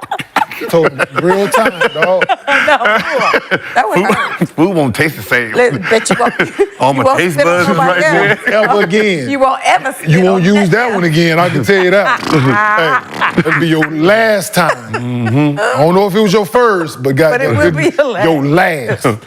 So going back to the Garden for Game 5, do we expect the Knicks to right the ship? Yeah, going back home, man. It's going to be one of them series. I think the way this is going, home team go win. This feel like 7? This feel like we got... This definitely feels like a 7. I think being it that depends Jalen on Brunson's not healthy. I think it depends on how healthy Jalen Brunson, like how well he can play. I mean, he got to have some bad. I mean, I know he the king, but the king got to have a couple bad games. This is it. That's all this is. He just had a few bad games, and he gonna bounce back. But he's hurt. That's what they say. That's what they say. He gonna be fine tomorrow. He will figure it out. But yeah, like you said, a couple bad games, but then rounded off those 4 straight 40-point games. Yeah. Now a couple more, less than stellar performances. fan. Feels like he's due for another breakout, but with the rest of the around go out there and have 55. In the God. So we asked the chat, are the Knicks too gassed to beat Indy? Nearly 3,000 voters, 58% said yes, which is troubling because a lot of New Yorkers that watch this show, they're not doing shit around 2:30. No, they said 55% of who's going to win the series, 55 said. What polls you be talking about? That's not the question multiple he just polls. read, though. Okay? I know, I'm reading the poll. Multiple Who's polls. going to win? And now we said who wins the series, 55% said yes. You didn't let him get to that one. Oh, I didn't even know that was a... Yeah, we try to keep our chat very engaged in the show. Okay. Underdog Putting fans. polls in. A lot of polls. Okay. They get Just throw mad. different polls in there. A lot of people in the chat get mad when we put a poll up and we don't read it on the show, say, what are we wasting our time voting for? So we're trying to give them what they're looking for. Yeah, I think if you do a poll, you should definitely read it out every time. Yeah. For sure. Like, why ask people and you ain't tell us what the fucking results? Because we petty. Just to keep them busy. Keep them on their toes. Our knowledge. Yeah. Research team. We're just trying to trick the I want to know algorithm. what they say. Yeah. All right, let's move back to the West. Mavs stole Game 2 in OKC thanks to big games from Luka and PJ Washington. And in Game 3, Washington came through with another dominant performance to help the Mavs take a 2-1 lead in the series. So Washington followed up his 29-point Game 2 performance by leading the Mavs in scoring with 27 points and 6 rebounds. He was 5 for 12 from 3. Luka battled through more shooting struggles, but finished with 22 points, 15 rebounds, 5 assists. He was 7 for 17 from the field, 1 for 4 from 3. Ooh. And Kyrie finished with 22 points, 5 rebounds, 7 dimes. Came up big with 8 points in the fourth quarter. He was 4 for 4 in the final period of the game. But we're seeing some Luka, getting doing his thing. But it looks like the Mavs now have a somewhat formidable big three with that Luka, Kyrie, PJ Washington trio. That's an N1? Oh, they didn't call that? They did not call it, and Luka let the ref know about it. Yeah, that's terrible, man. Wow. But Kyrie did his thing in the fourth quarter. Now. Damn. Yeah. Oh, that was Now that's tough. Put Jalen Williams Man, in the that was mixer. tough. now. And then back the Mavs up 3. off Oop, come here. me. Wait. left So lefty. without touching it with the other hand. They're like all of those are fouls. So on the Thunder side, SGA had 31 points, 10 rebounds, 6 assists, and 5 blocks, but also had 5 turnovers. He was 10 for 23 from the field. And Chet Holmgren, 13 points, 4 big blocks. Like the 5 turnovers for a guy who get everybody involved is not a big deal. Not a big deal. No, like it's. I mean, he had 5 turnovers. Like the motherfucker got the ball in hand 85% of the time. Shit, he's trying to get people relying on him to get shots. Right? Like people who get a lot of assists too. People who have the ball a lot of assists, aggressive players, they turn the ball over. Yeah. Right? Like people don't realize who- Jokic turns the ball over 3 to 4 times himself. Yeah. Because there's just passes he's trying to make shit happen. He's got a couple 7 turnover, 9 turnover game earlier in this postseason. You know, He trying The shit. ball- He gonna try the some ball shit. in his hands. Listen, a lot. I played on a team with a guy who a couple years led the league in turnover, assists and turnovers. Which, would make sense. So- He's trying shit. Homers or strikeouts. Yeah. The motherfucker be like, What? a little bit more spin on. Yeah, next time. Here we go. Yeah, there we go. Got it. I'm gonna keep this 2 for 1. Absolutely. So Mavs have won 2 straight games, like I said, to take that 2-1 series lead. After the game, Kyrie reflected on how his game has evolved in recent years. I've lost a few games in my career, man, and dealt with the pushback. And I think the difference between me now and me a few years ago is just allowing those external voices to infiltrate to what I believe the game is for me. And I've been taught by some of the best, so I need to trust that. Sometimes social networks can get in the fray of like what you should be doing, and I think that's a dangerous place to be. So I like to be surrounded with masters of the game, masters that are going to give me, truth about the basketball game and how I can continue to be better, and it's time to move forward. So Kyrie's been balling in the second half. I know they hate talking to him. Mm-hmm. I know they be just like, damn it. And I like it. You know what I mean? It's like one of those, like, you just be like, he just outsmarting them in the conversation. And they just be like, you motherfucker.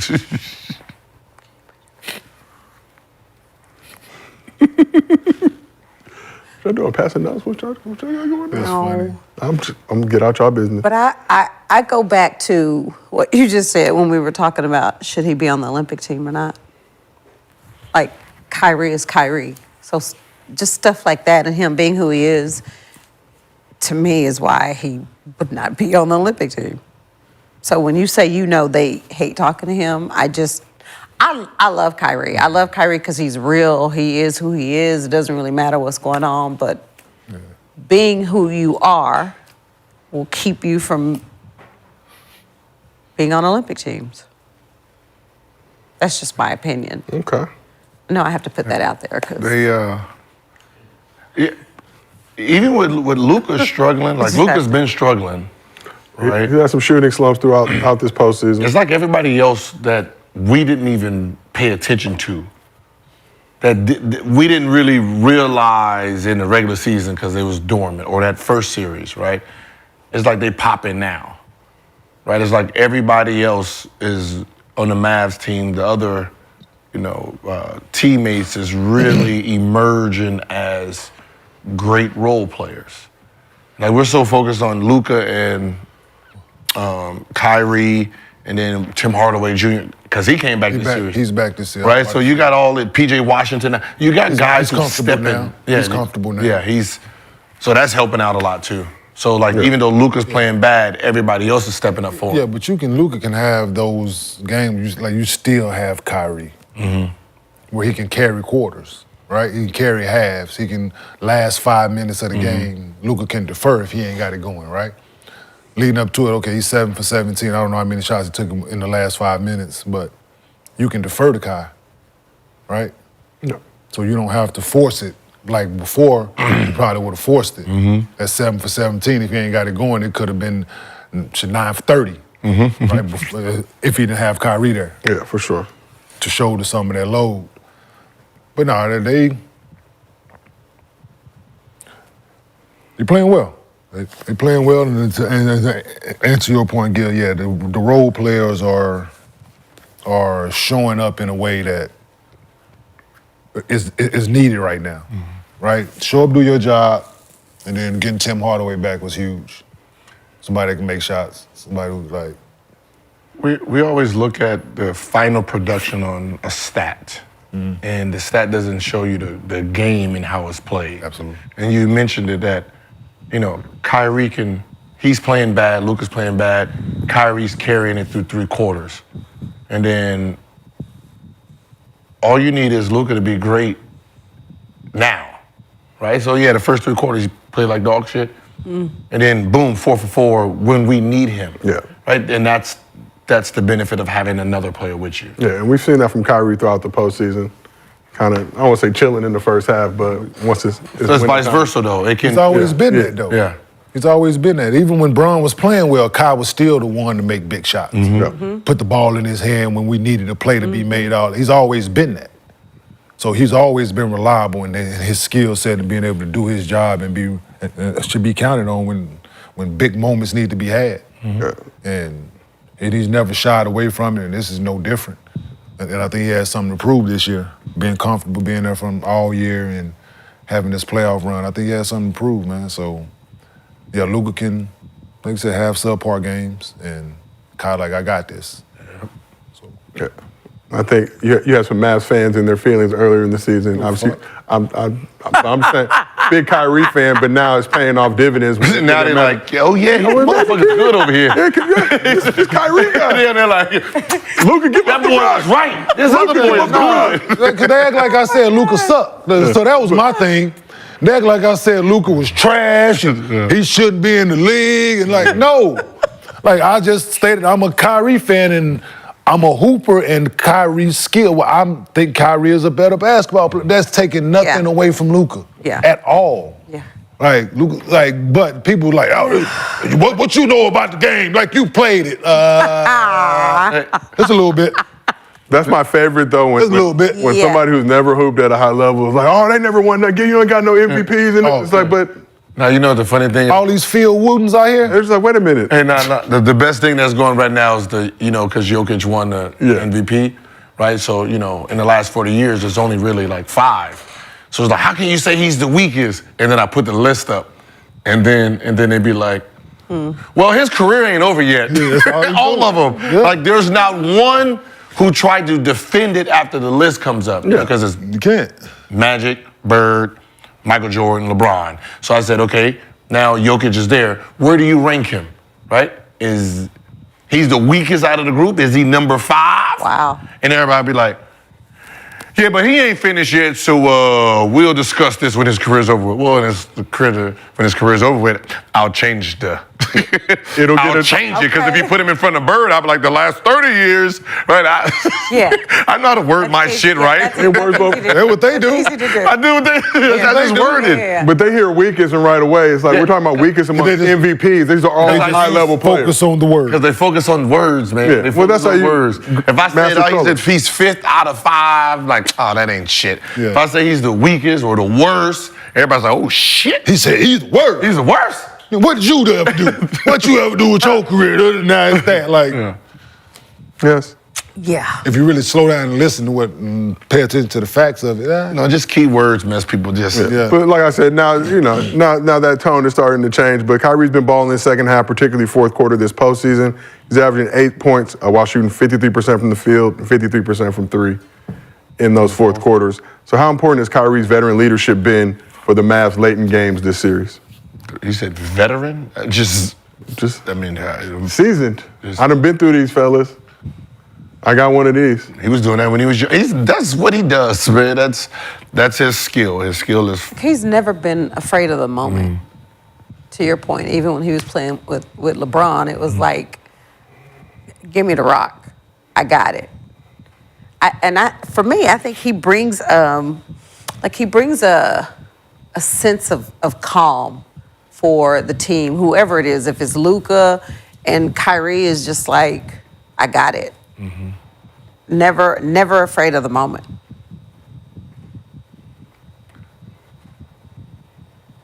I like the design on that jersey too. I just not seeing the little. This part. This right here? Yeah, that shit dope.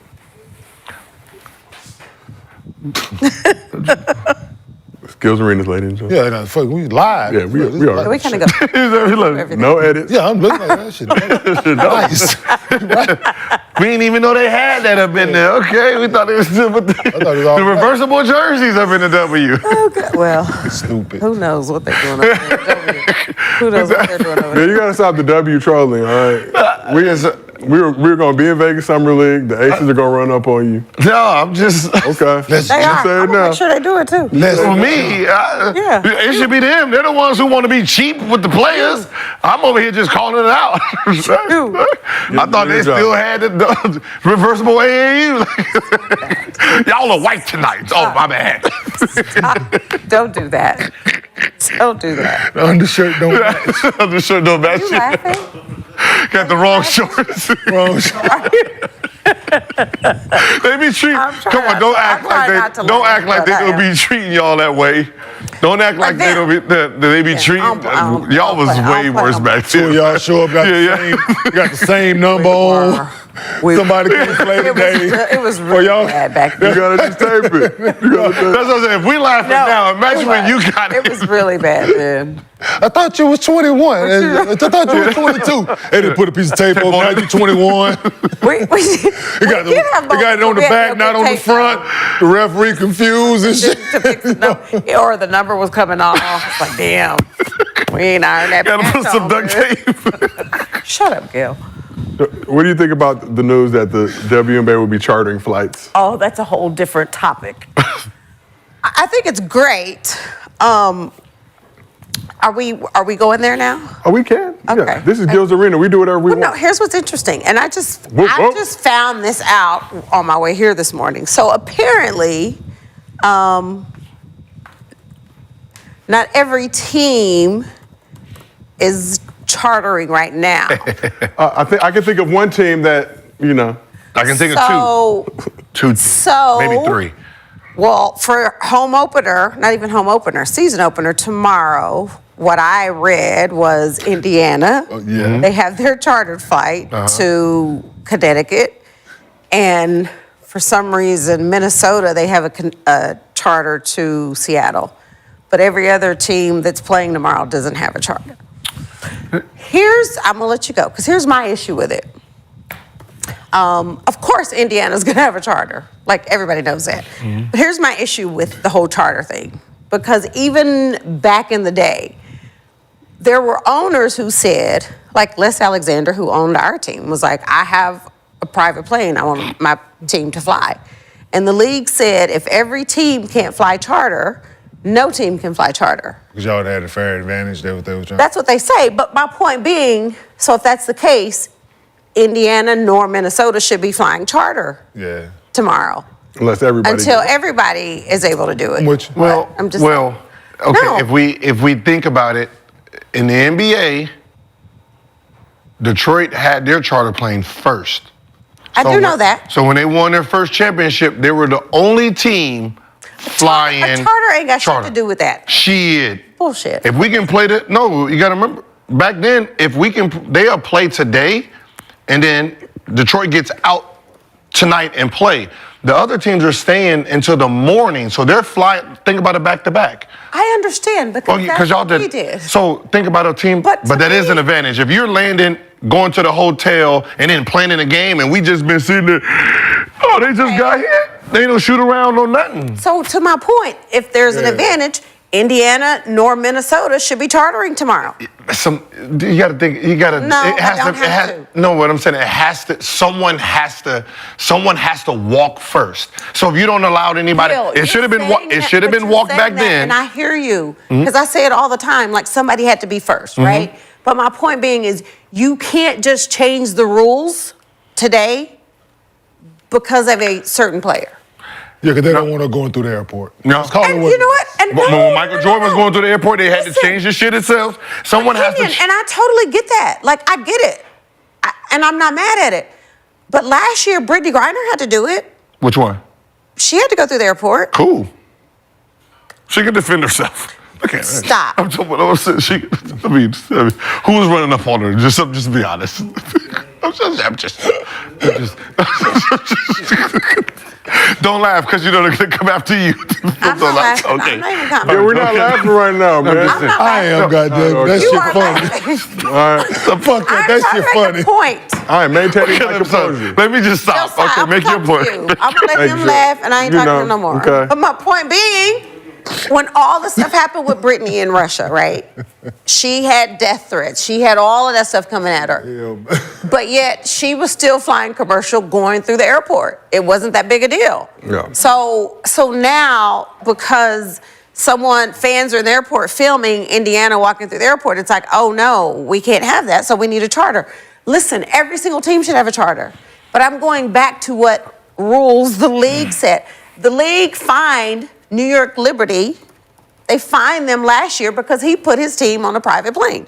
And you fined him and said, you can't fly your team on a charter because the rest of the teams can't fly charter. See, but So make that shit make sense to, because it doesn't. I think the organization itself is not realizing that they're handicapping progression.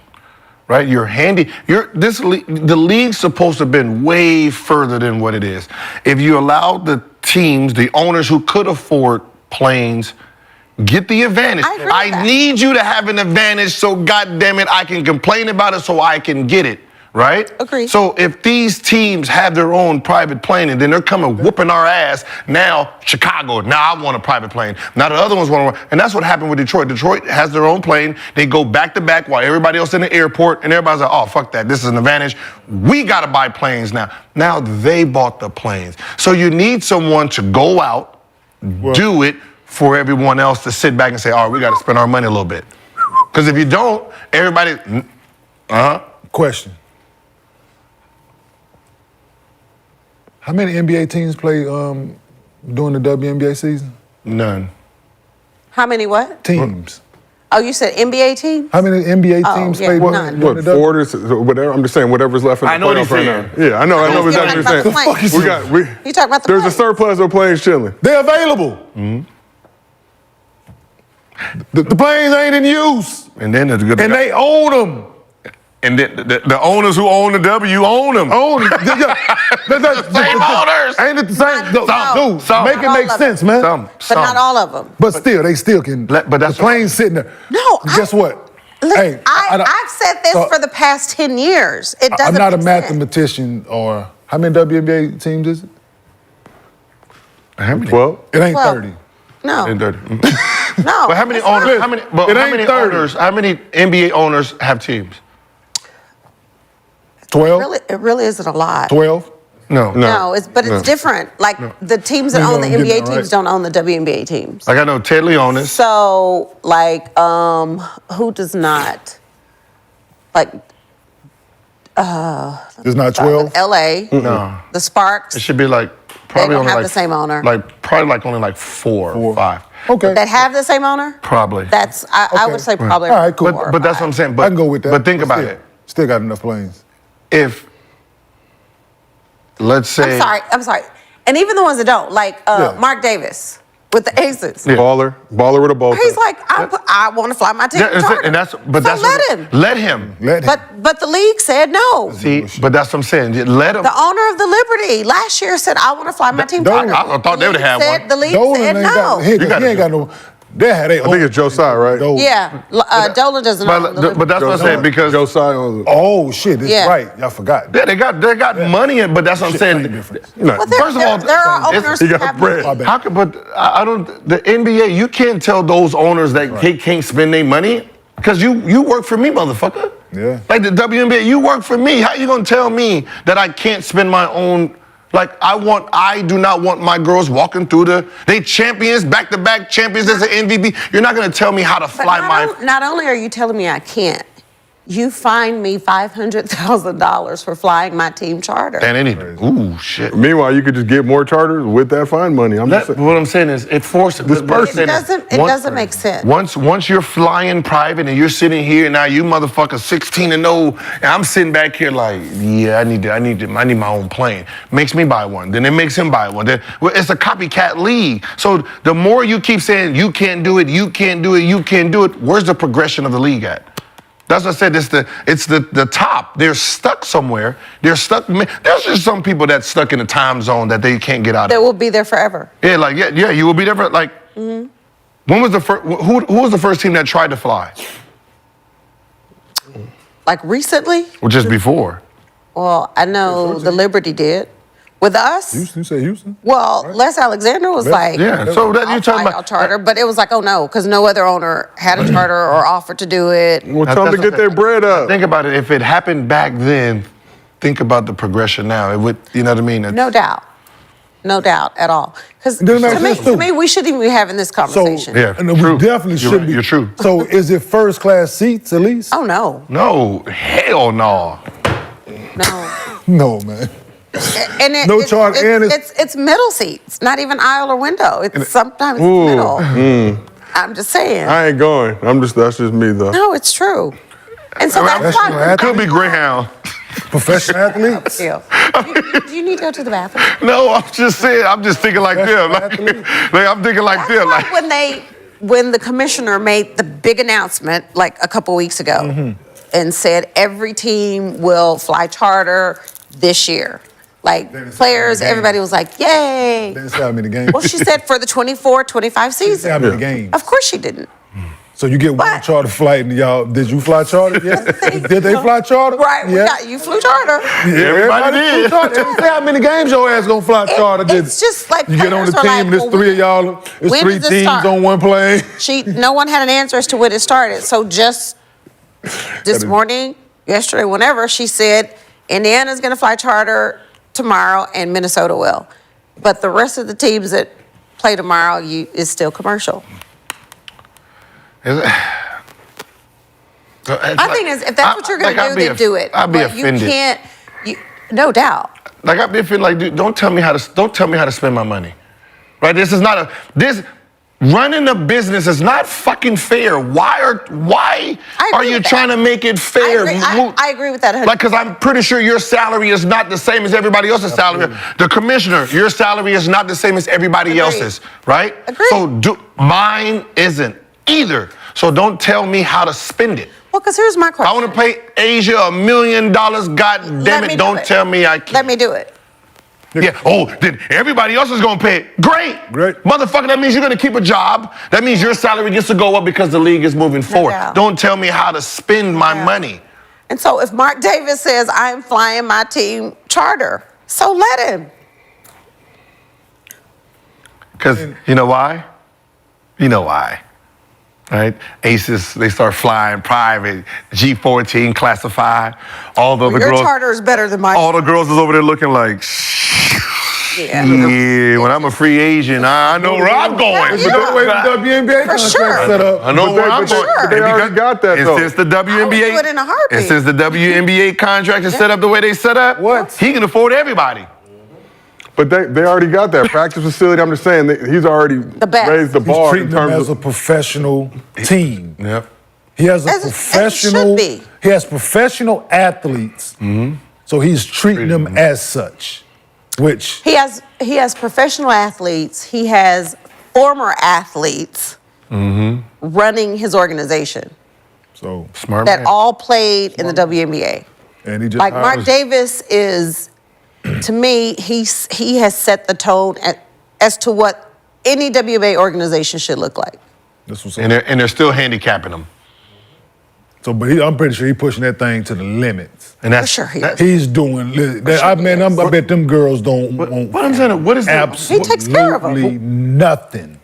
what I'm saying is, how does it affect the Housing league? free. How does it affect the league negatively? If you allow the owners to can't do what they answer that. I want to agree do, with you. how does it affect? What are you afraid of?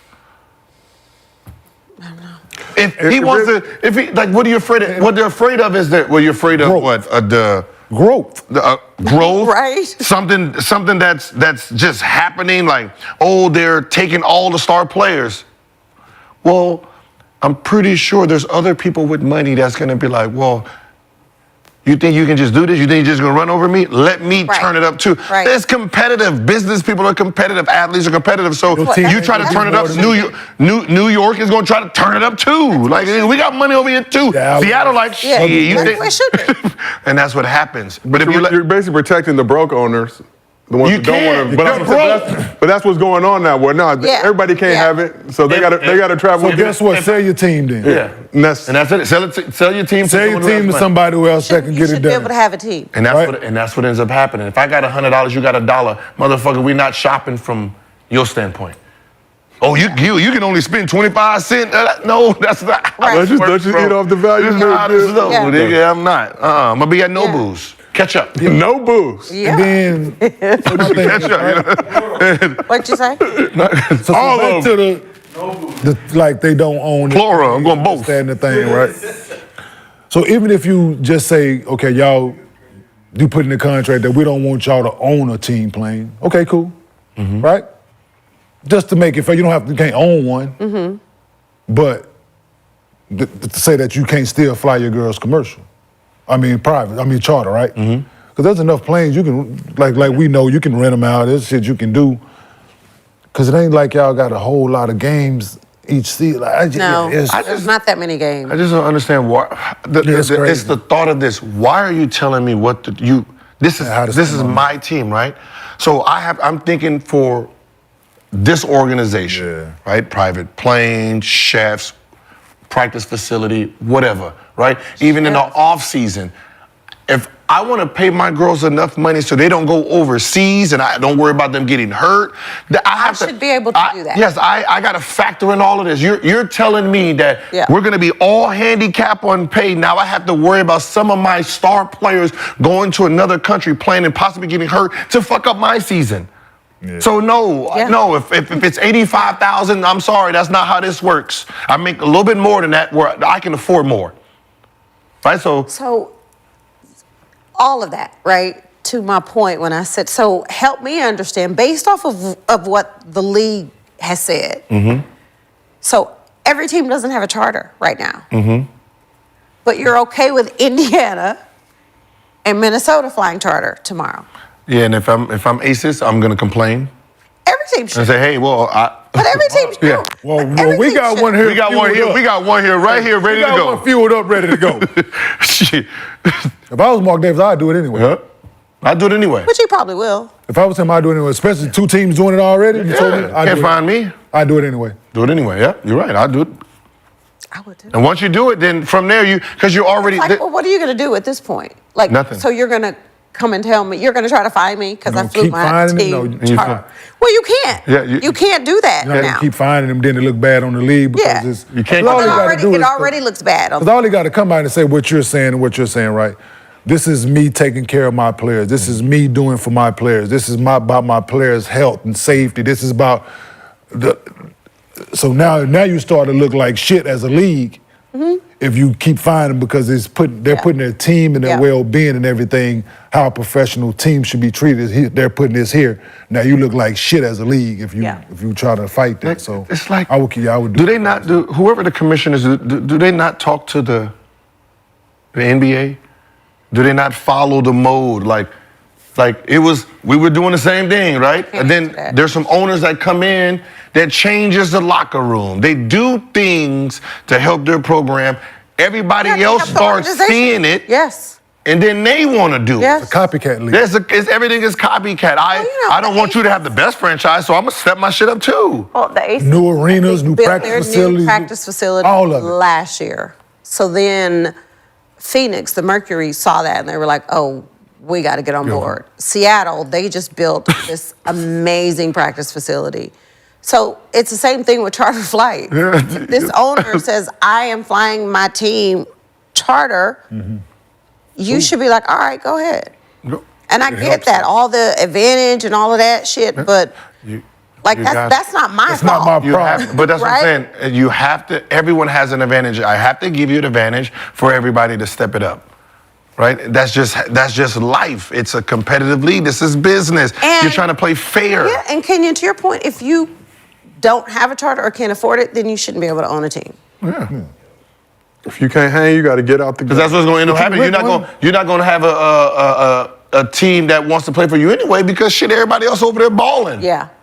Yeah. Like I remember, what's the name told me a story. Mr. A. Poland, may he rest in peace. He said when he was owning the team, this early years, he had Wes Unseld, right? He said Wes Unseld. He said back then, everybody was roommates. He said everybody was roommates. So grown men roommating. He said so. We were roommates. He said his room. We have roommates. He said so. Wes Unseld was my rookie. He said so. He had a veteran. If the tie was on the door, my wife is here. So he said, so there was road trips where I have the rookie of the year and the MVP sleeping in the hallway. Wow. Because the player's right. So the vet's in there. So when A. Poland found out, he said, I'm sorry. This would never happen again. You're gonna get to suite the rest of your career and everybody get their own room. So they were the first team. Everybody had their own room, and then once the league got out, then everybody wants their own room, and then you need. Yeah, because you go to a different team, and you're like, y'all got roommates? Right? Y'all got roommates? But you're talking about grown-ass men and women. Like, when the league started, we had roommates. Like, I travel with my son. So when I had my son, I had a roommate. So it's my roommate, me, my son. my nanny travels. So if I didn't get a separate room, it's gonna be a big old party. No slumber party in there. Yeah, like to me, that's the type of stuff that is a no-brainer. Like, so I had to pay the difference for my room so I could have my own room. Like, it just... Yeah. Sorry, I'm sorry. That part has changed. They do have their own... Okay. It's good. But- It's important. Putting grown people in The tie on the door, come on, dog. But I mean, that's just, Tie on the That door, was I like real. I mean, that's what I'm saying. But we're in It was a sock in college, but we But didn't I'm have just bread saying, like that. but we're in 2024. Most of those owners are billionaires. Let the billionaires push out the millionaires. It happened in the NBA, right? I mean, if you ain't making motherfucker 1.5 billion, get the fuck on out of here. Sell it to somebody else who wants it. And that's why all those teams are being sold, because the Mark Cubans came in and the Dan Gilberts came in, and they're like, that tech money was coming in. These old owners who, that real estate money wasn't getting no more. Yeah. Back then, you remember, but they bought the team for $1, $2, $5 million, selling it for $350, that they made money. But all the Taylor owners is coming in, all this Microsoft money, change the game up. Steve Ballmer came in. That's it. Steve Ballmer. Get your money right if you're messing with me. But let's keep this thing moving. Back to NBA playoff talk. So after getting embarrassed at home in a 24-point loss in Game 2, questions arose about who was really the man on the Celtics squad. Jayson Tatum answered them by delivering his best game in the playoffs so far to help the Celtics take back home court advantage. So Celtics took a 9-point lead in the break, opened the third quarter on a 14-0 run to extend the lead to 23. Cavs went on a run to get it back within 9 in the fourth, but the Celtics tightened up, took back control of the game. Tatum led the Celtics with 33 points, 13 rebounds, and 6 assists. He was 11 for 25 from the field, but it was 9 for 9 from the line. Jaylen Brown bounced back after a poor shooting performance in Game 2, finishing with 28 points and 9 rebounds. He was 13 for 17 from the field. Donovan Mitchell. Yeah. You see Tatum. Wait. Okay, I thought I was going to go with the left, but should have known better. Donovan Mitchell finished with 33 points and 6 rebounds, going 7 for 12 from 3. Evan Mobley had 17 and 8, and Darius Garland had 15.6 assists. He was 6 for 15 from the field. But let's go back to Tatum. After the game, Tatum talked about the media scrutiny he's gotten so far this postseason, despite the Celtics' team success. I wouldn't say that I take it as disrespect, right? Like I said, I don't always agree with what they say, and maybe I feel like they're not watching everything else that I'm doing, but that's not my job to focus on that, right? Or, give it, any attention. My job is to be the best player that I can be for our team on any given night. I would love to make every shot I take, and I know I can shoot better, and I will, but at this time of the season, as long as we win and we're trending in the right direction, I know me scoring will come. I've done that plenty of times. So, I just try to impact the game in other ways and just dominate the game and not be defined as just a score. Jayson, before you say something, is it me or he looked like Ghost from Power, right? He's starting to look like Ghost, right? He's starting to right? Just there's some acting in his future where he can be, next upcoming Power, spinoff. It could be Ghost Son grows up or Ghost To be a hooper? brother. Well, speaking, I just saw the BMF new one, fucking Shador Sanders. Oh, he was in it? Yes, playing his Deion. daddy. He's playing Dion. He's playing young instead of Deion. Or was it Shiloh? It was the other. It was Shiloh? Shador, right? Hold on, let me see. Shiloh? Shiloh. Shiloh, Shador, one of them niggas. They all look alike. I tell you, Okay, shit. Yeah, that's the NIL money is good right now. Okay, well, hey. But what y'all think about what Tatum had to say just about not taking the disrespect? Ain't that what I said the other day? Yeah, because I did ask you about that. He got to be playing his best as long as they winning and they get to the championship and pretty shit. But that was before they got Yeah. smacked by the Cavs in that game. But they've been struggling Game 2s all postseason. Yeah, but still, it's just what I'm not worried about Jayson Tatum. Like I said, he's averaging a double-double without. It was after ball. Game 2. Yeah. You said it after Game 2. No, it's before the loss. I think that game 2 was on Thursday, if I'm not mistaken. I don't either way. No, you said the game 2, sir. Either way it go. Because if I'm they not play worried today, that about means it Jayson. was Wednesday, Saturday. Hold on. Yeah, I'm not worried about Jayson. Yeah, you know how we get these days confused. No, they played Thursday after. Yeah. Oh, after? Yeah, so it was after game 1. Yeah, I'm not worried about Jayson. He's been here, been there in big situations, man. And if you're listening to him, he's more focused in on the winning aspect of it now. And if it's ugly, it's ugly. It's still a win. Still a win. So I think that's growth, right? Before I have to score in order to give us a chance. Like, no, okay, if I can rebound the ball more. I can average 6, 7 assists. I can average 23, 24 and do these other things, and we put us in a position to win. And it's helping give guys like Derek White confidence and Pritchard confidence, like guys confidence that need it going into big games and big situations. So if he can defer a little bit, whether it's intentionally or him not making shots, it is what it is at this point. Because ultimately, like in his words, all that matters is a win. Right? That's all that matters. Is getting a W. Yep. So damn how it look and damn the critics. It can be hate, it can be them, whatever, however they want to classify it, is what it is. But win's the only thing that is on Jayson Tatum's radar right now. Yeah, because the media is they're gonna contradict themselves anyway. Oh, they're gonna hate no matter what. You know, you got them talking about a bunch of players like, oh, they need to pass the ball, get the rest of the team involved, because they losing, right? He's winning. It's like, oh, he ain't doing enough. Like, pick one, goddammit, right? Is it? Do you want him to average 30 and to win? Like, you know, it's the game itself. Whatever the game brings you, what it shows you, you take, right? You know, some of these guys, they need their teammates a little bit more in these series, right? Versus averaging 40 and stuff like that. So that's what I say, you're penalizing the dude for being successful, but then you preach success only matters. It's a fucking lie. Stop lying, right? Is it the individual and fuck my team, right? Or is it, you know, share the shit with my team and we win as a group, right? Because, you know, we're watching you in real time. Pick and choose is not a consistent thing. You're picking and choosing on how you want to reward people, and it's confusing as fuck at this point. Yeah. The playoff runs and the finals run, before I let you go, Cheryl. The playoff runs and the final runs that he has before, I don't know the exact numbers, but I'm pretty sure he averaged more points than he's averaging right now. Yeah, for sure. And it didn't work out, right? So let me try something different. Different series, you know. Right? But different series, but I'm saying overall, his overall playoff numbers probably greater than these first 2 rounds so far, right? Yeah. But they're winning, right? So he like, well, shit, maybe maybe he's thinking, well, let me do something different, because it didn't, me scoring that way, me averaging 28.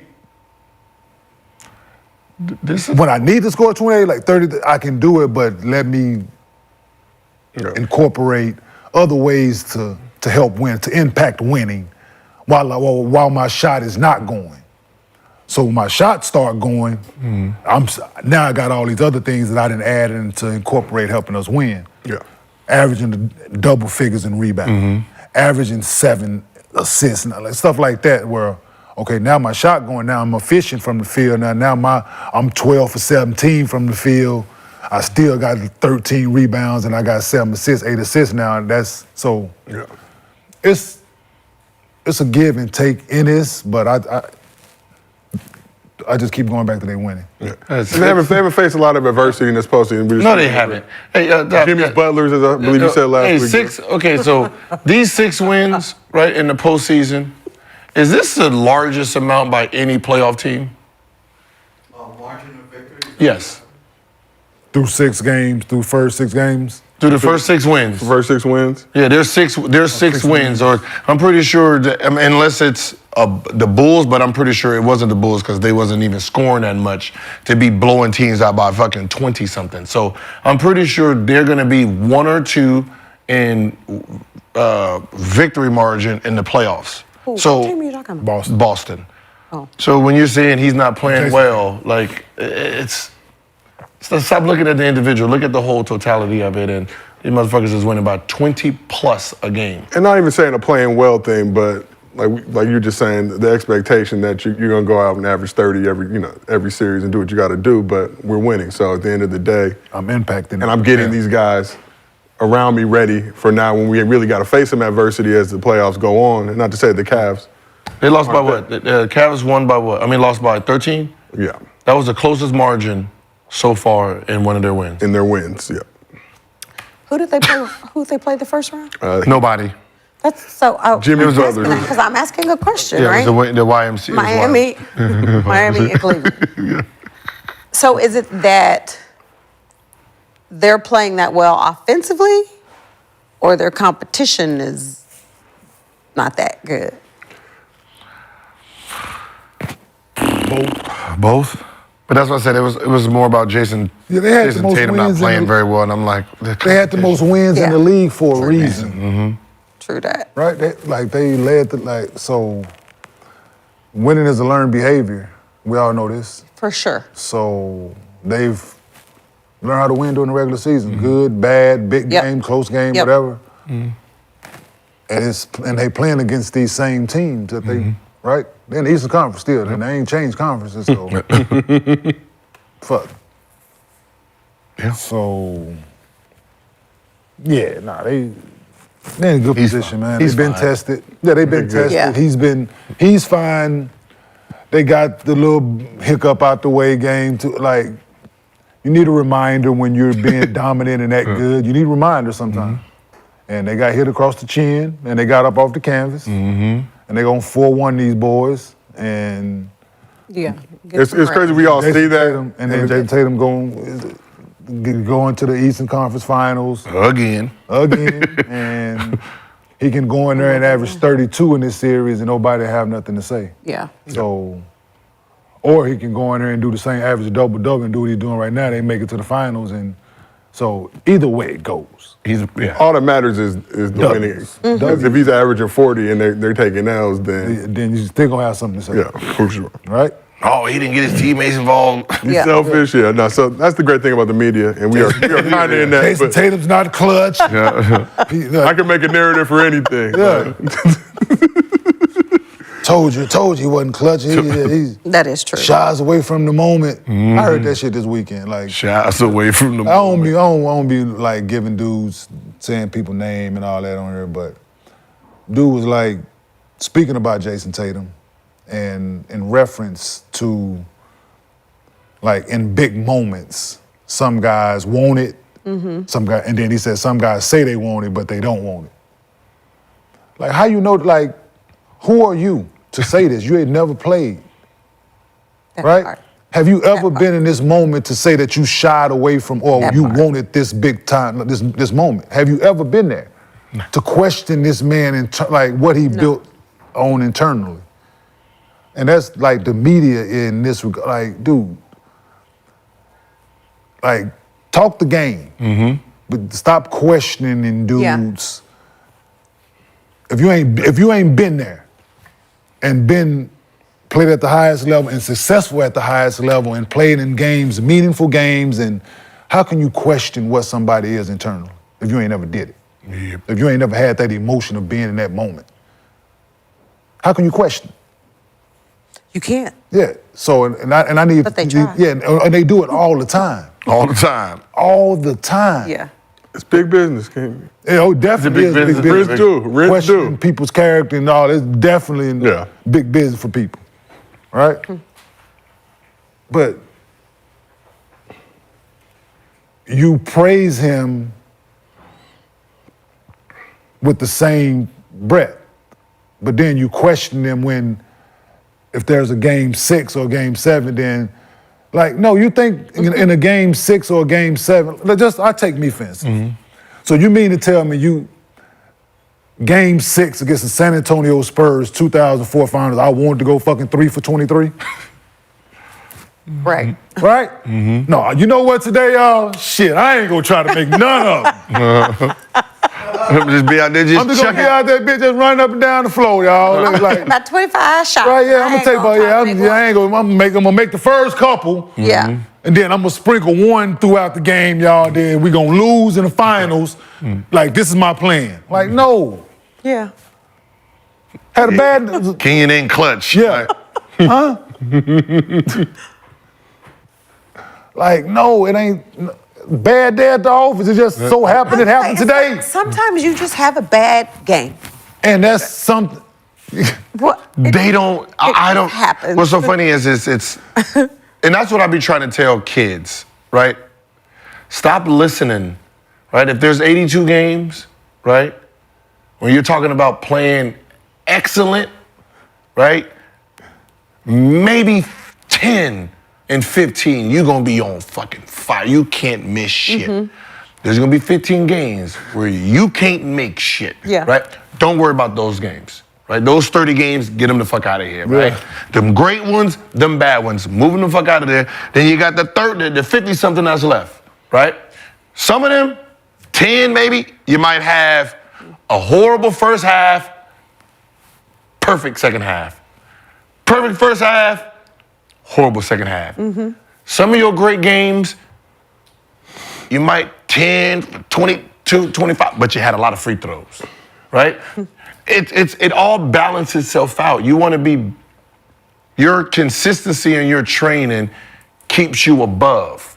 But those 15 to 15, that's just natural, right? You know, when your favorite player, like when Giannis, right, there's a game where he probably went 1 for 15 from the free throw line, and then in the final game he had 15 for 15. He didn't do nothing different, right?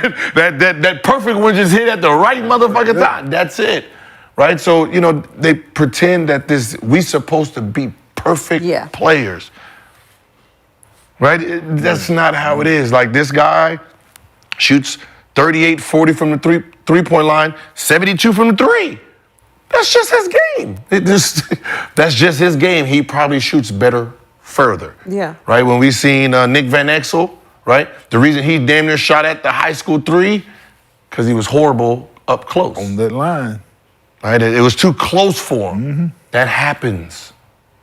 Right? It's part of the game. You got to let it play out. But if you've never been in that situation, you don't know it. You don't, you don't know it. Yeah, that's why I'd be like, I've said this time and time again, like, I would love to have a panel of us that's did it and people that's never done it. But think they can? And let's talk the specific topics. Yep. And I told we'll fry y'all, man. Like, y'all making, like, some of these from these big time companies making all this money. We'll fillet y'all, man. Like, we'll put you on a grill and, hey. But you know how they survive. How the survival is. It's not like they're talking basketball itself, the nuances of it, right?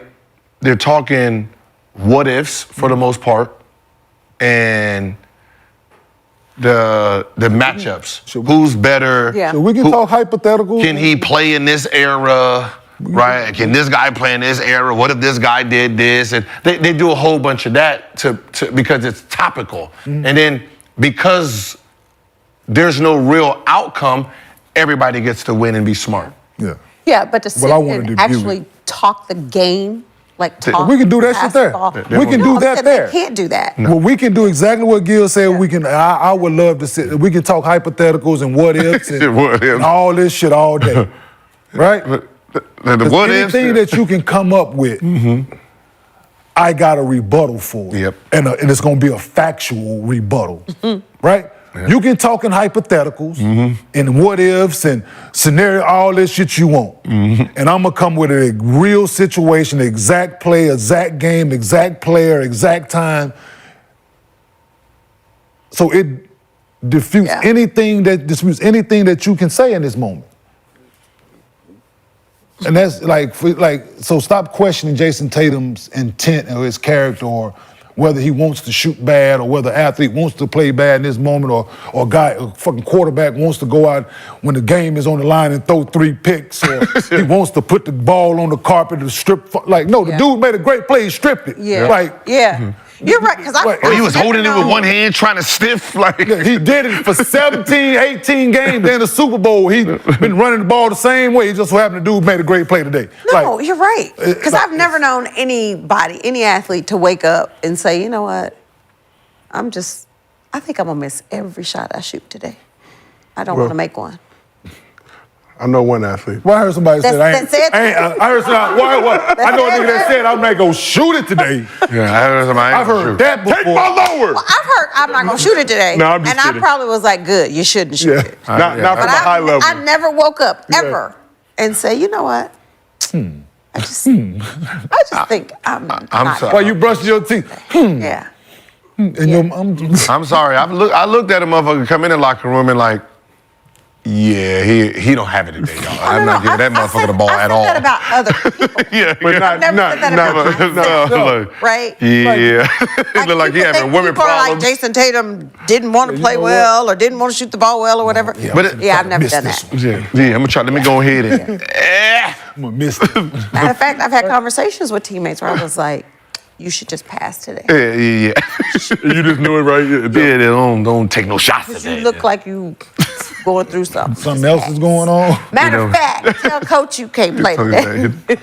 But Kay, to your point, we have those hypothetical discussion debates, but it's more meaningful coming from people that have experienced it at your level because you can actually talk it more than just a barbershop. Put ourselves in the situation and take ourselves out of the for sure. So it's just, because we've been in it to know Since 10. so I could react this way or not this way, or I did react this way, or I saw somebody do this or I didn't. So it's right. it's a little different how I've guarded him. I've given this person buckets. Like the person you're speaking of, like We've been playing. But That's why it's weird. We've been playing a game since 10, 8, 5 years old, and you're trying to sit there and try to outsmart me, and you took the fucking class in college. You went to college for journalism. Like, I have to remember. Right, you went to school for journalism. Right, no disrespect, Joe. But Joe played.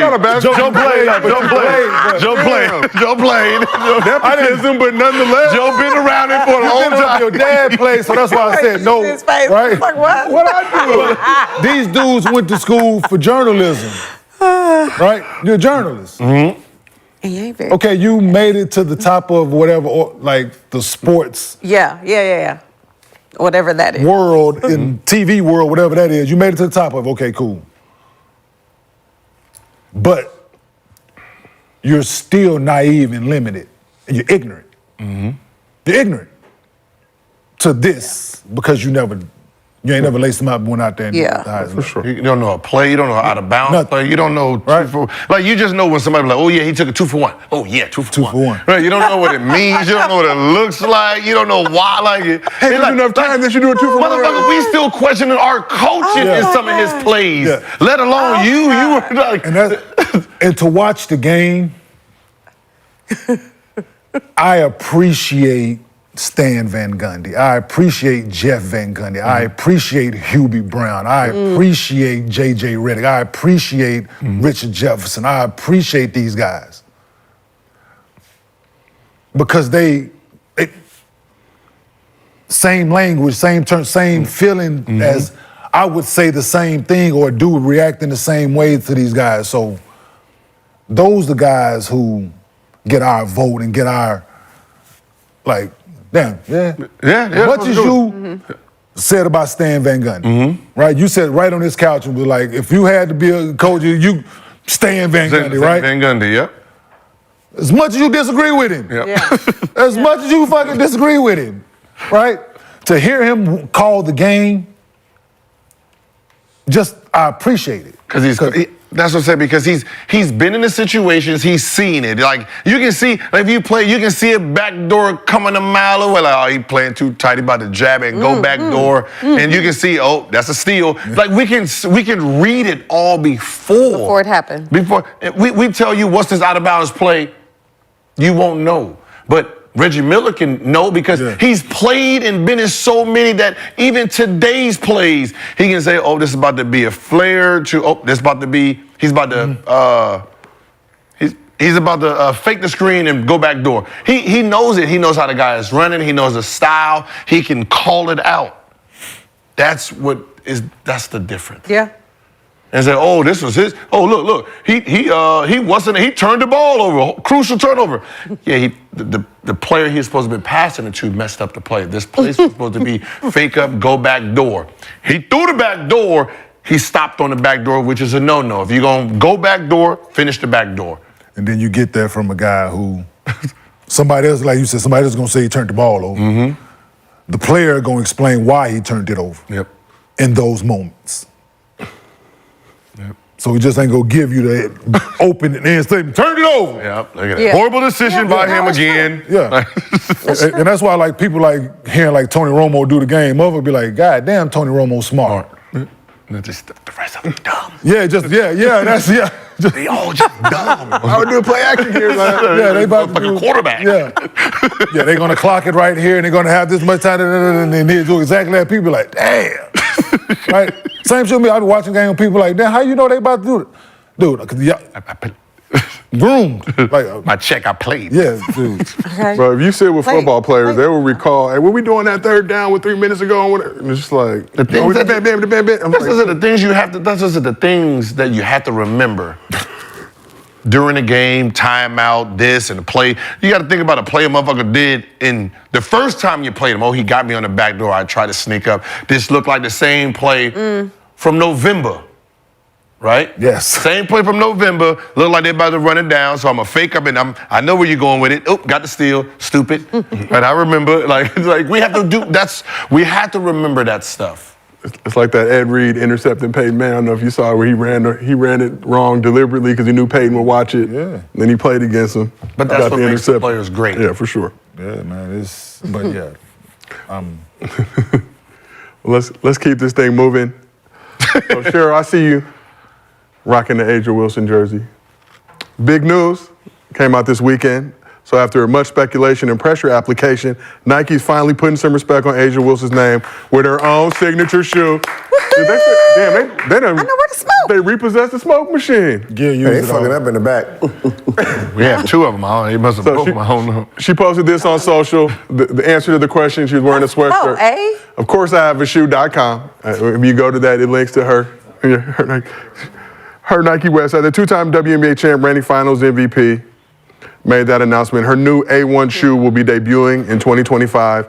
And Asia is the first black women's basketball player to have a signature shoe with Nike since our very own Cheryl Swoop. No, I'm talking about. Which is good to hear, but damn, 22 years? Like, what are we doing? That's been a cool minute, as we would say. Well, you got to be, let me just say this. Been good. Well, let me just, who else has been as dominant? Good guard, yeah. Right, who else has done, like, she ain't there yet, but she's. But here's my thing. Not like that. Oh, that's Adidas. Yeah, But not like that, though, from Nike, but not like that. Oh, but here's my thing. And I thought Asia actually, I thought she handled the situation very well. I thought, the question she answered. So I will say this. Her shoe had kind of been in the works for about a year. Oh, so you already know. I knew something was coming. Well, you were plugged in. But I also know what social media does, right? So everybody was like, oh, so Nike decided to do this because rumor is Caitlin's getting her own shoe, right?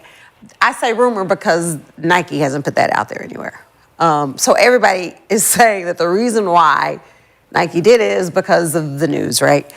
But I thought what Asia said was she didn't want to rush anything. She wants the shoe, and it's not just a shoe, like it's a whole line, right? For men, for women, for kids. I actually kind of got a little emotional because it kind of took me back to when I did mine. And to be the first black female with a signature shoe was kind of unheard of.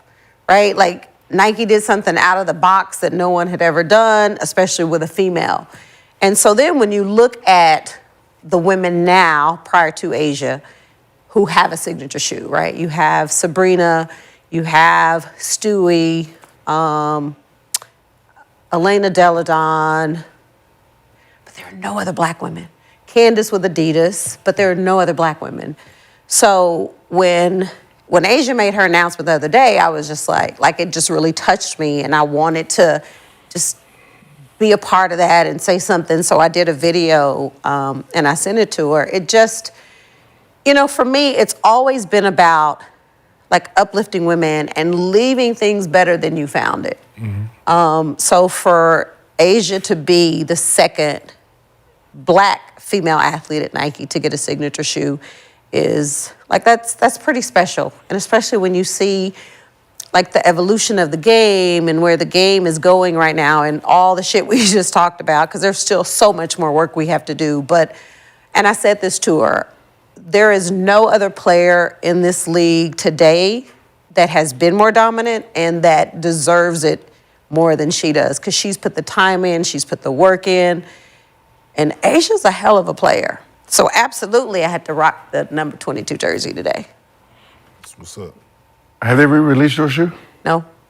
Y'all working on that, right? You can put it out there, because I'm putting it out there. Go ahead. Oh, you have to. No, we need to hear from. Well, I've put it out there. I've said it. So I'll put my idea out there. Here's an idea I have. It's just an idea. Because they do it on the men's side. Yeah.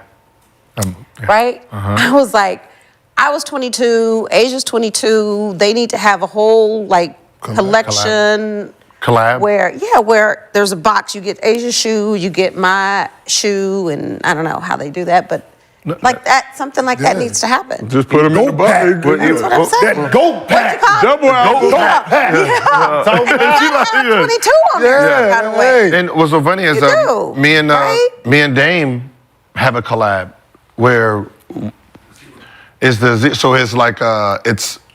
on my collection, and half the shoe is his, half the shoe is mine. Right, so one side is his face, one side is my face.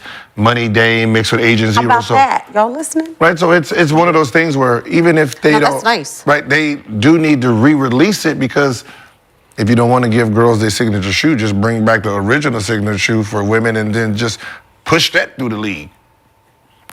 Well, they can do that. So all the girls that's wearing Nike, hey, here's the swoops. Same thing there with Kobe's. Yeah. Well, there's enough room for everybody, right?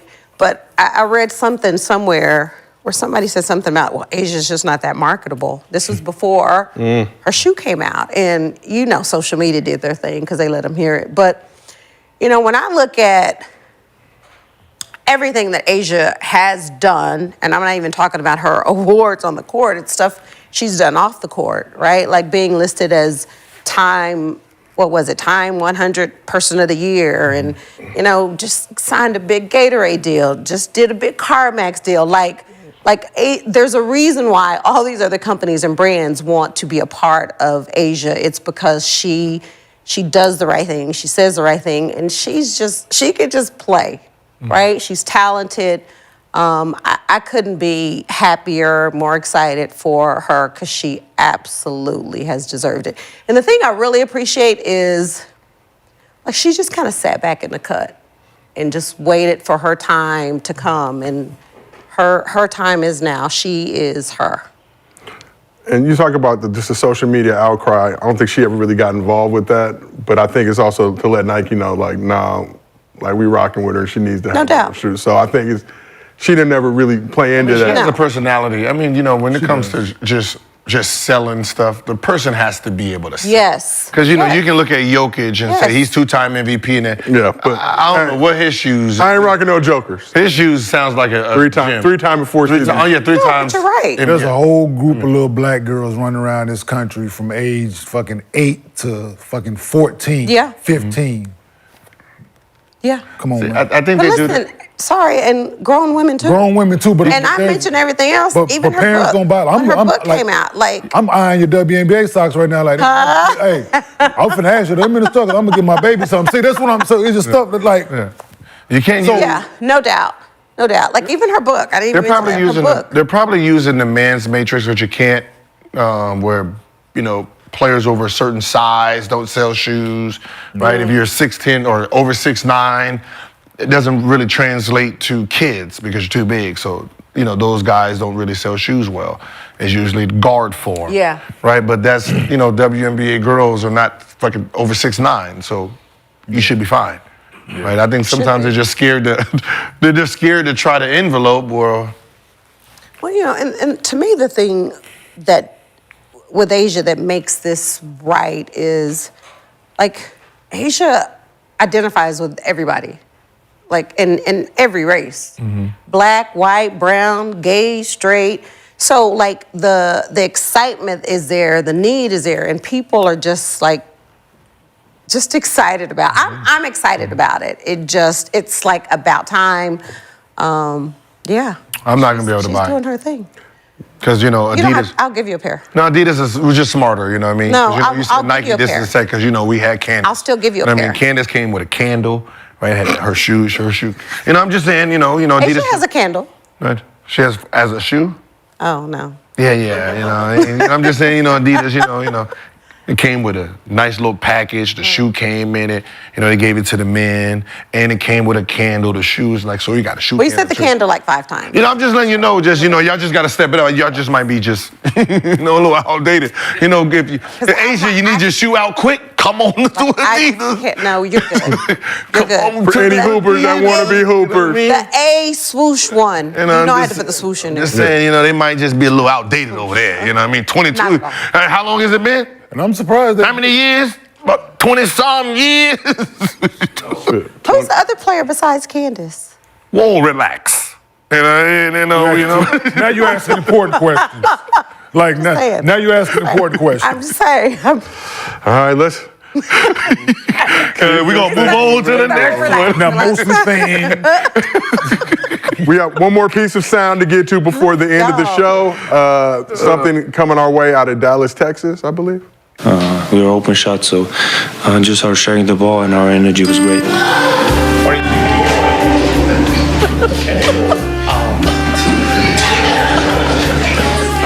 Moving on. That's why you got to make sure the computer's always on mute. That's a teammate, for sure. That's a teammate for sure. Sounded familiar, I'll say that. That's 1,000% a teammate sitting in the back doing just like this. Yeah. That's we ignorant like that.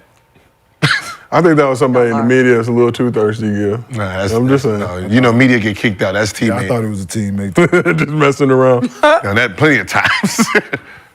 Y'all ain't shit. I know you did. But now it is mostly fans. So presented by Underdog Fantasy. Download the app, use promo code GIL, and get up to a $250 bonus when you do so, and a free special pick 'em. Oh, hey, listen. Speaking of that, I did a baseball pick. Did you win? Yeah. You did? Mm-hmm. Otani's interpreter. Yep. And I picked it myself too. What is it, Gil? Okay, it wasn't him. I don't know his name. I just went and it was like. But you won? Yeah, I won. Oh, you won though? Okay, well, yeah. Okay. That helps establish more credibility with our presenting sponsor, Underdog Fantasy. Whoa. Here you go. Let me find him. All right, thank you. First, MostlyFans questions from Underdog user Kid Freshie 13. Yo, what up, Gil's Arena? I got a question. Why do the media try to put the Michael Jordan tag on people like Ant-Man? Like, why don't they just let them put their own name? Like, I was watching the halftime show, and when Ant-Man was like, I'm not Michael Jordan, I'm trying to be my own person, Stephen A was like, just accept it. It's like, what if he don't want to? He want to make his own name. So that's my question. I'm with you, homie. I say shit all the time. It's called career killer. It's the easy way to kill your career. I mean, because everyone's going to fall short to it. Huh? No, I just said because that's just what the media does, though. Why is it all, what I'm saying is it's always the same person. Like it's always Michael fucking Jordan, dog. Yes. Who would you? You're mad? Yeah, that's the best player to ever live. Like, I got 1,200 points, motherfucker. Yes. Do not put me here. Let me start off throw out motherfucker Who got 1,200 at this age? Yeah, like come on. Long list of motherfuckers, 1,200 at this age. Yeah, I agree with that. He's number one. Let the pecking order go. Motherfucker, Julius Irving. There's a bunch of people that I can go through before him. Like, let me get to year 12 before you start throwing out that. Well, but and you might not ever be him. cool. Don't just end my career like, oh, yeah, you're not as good. You didn't do what Michael Jordan did in year 12. Yeah. Right? Yeah. He got 6 championships. You only got 3. You ain't good enough. Yeah. Like, bitch, because you put him in front of me. What about Charles Barkley? Fuck it up, dude. You didn't put Charles Barkley there first. You're like, oh, shit, he passed Charles. Next up. Next up. Okay, that's how. So start lower. And Lower, but that's what ends up happening. You put everybody at the fucking top person. This boy, 22 years old, man. Of course, we're gonna fall short to God. Yeah. Okay. The fuck? Every time. He's the next Jesus. Have you noticed every person that was supposed to be the next Michael Jordan all failed? Try using someone else. That's how they do it today. You know that. How about the next Harold Miner? Shit, baby-step me first. Harold Miner, J.R. Rodder, let me get up the totem pole. There we go. Shit, get the Ray Allen, now we talking. Let's go. I don't know, but that is what the media does, though. They do. We got white Michael Jordan. How about Luka? How about Larry Bird? Huh? Too many Negro tendencies. It's always Him. It's always him. I don't give a fuck what your skill is. You can be out here. Ooh, next Michael Jordan passing. Fuck. God damn. You mad? Be mad. I could just.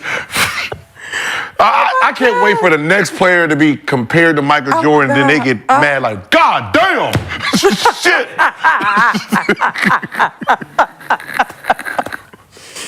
Oh my God. So, Man, I'm done with this shit. This dude right here. I don't know who that is. Ellie De La Cruz. I don't know. Ellie De La That's the Cruz. You know, I don't know nothing about no baseball. Ellie De La You know who Cruz, that is? yeah. What player you He's got? Dominican. And you I want know black. Yeah. Is he black? No, he's Cuban. I Dominican. Is he Cuban? Yeah. Yeah. Okay, see? No, that he is? Ellie De La Cruz. They had him hit 1.5 runs and all that, and then like 3-4 games it was 0. Yeah, Ellie. So I said I'm gonna take the low on that. But he's good. Okay, I might not do that shit again. So before we go, yesterday was Mother's Day, so Cheryl, we got a present for you. And who was in charge? Angel, were you in charge of this? Of course, we all. Aw, thank you. We want you to know you love it. It was from us. We all chipped in. We all, Damn, Steve, you contributed. had nothing to do with it? Nope. No, it wasn't. You already said it was all of them. Thank you. Probably was Steve. I'll just take it off. I said I gotta go be with them and Mother's Day and Make sure they get hydrated, though. No, I'm just, thank you. but sure, we appreciate you. We will see you again tomorrow, and we appreciate everybody here. out there for rocking with us. This has been another Gills Arena presented by Underdog Fantasy. Whoa, whoa! We will see y'all tomorrow.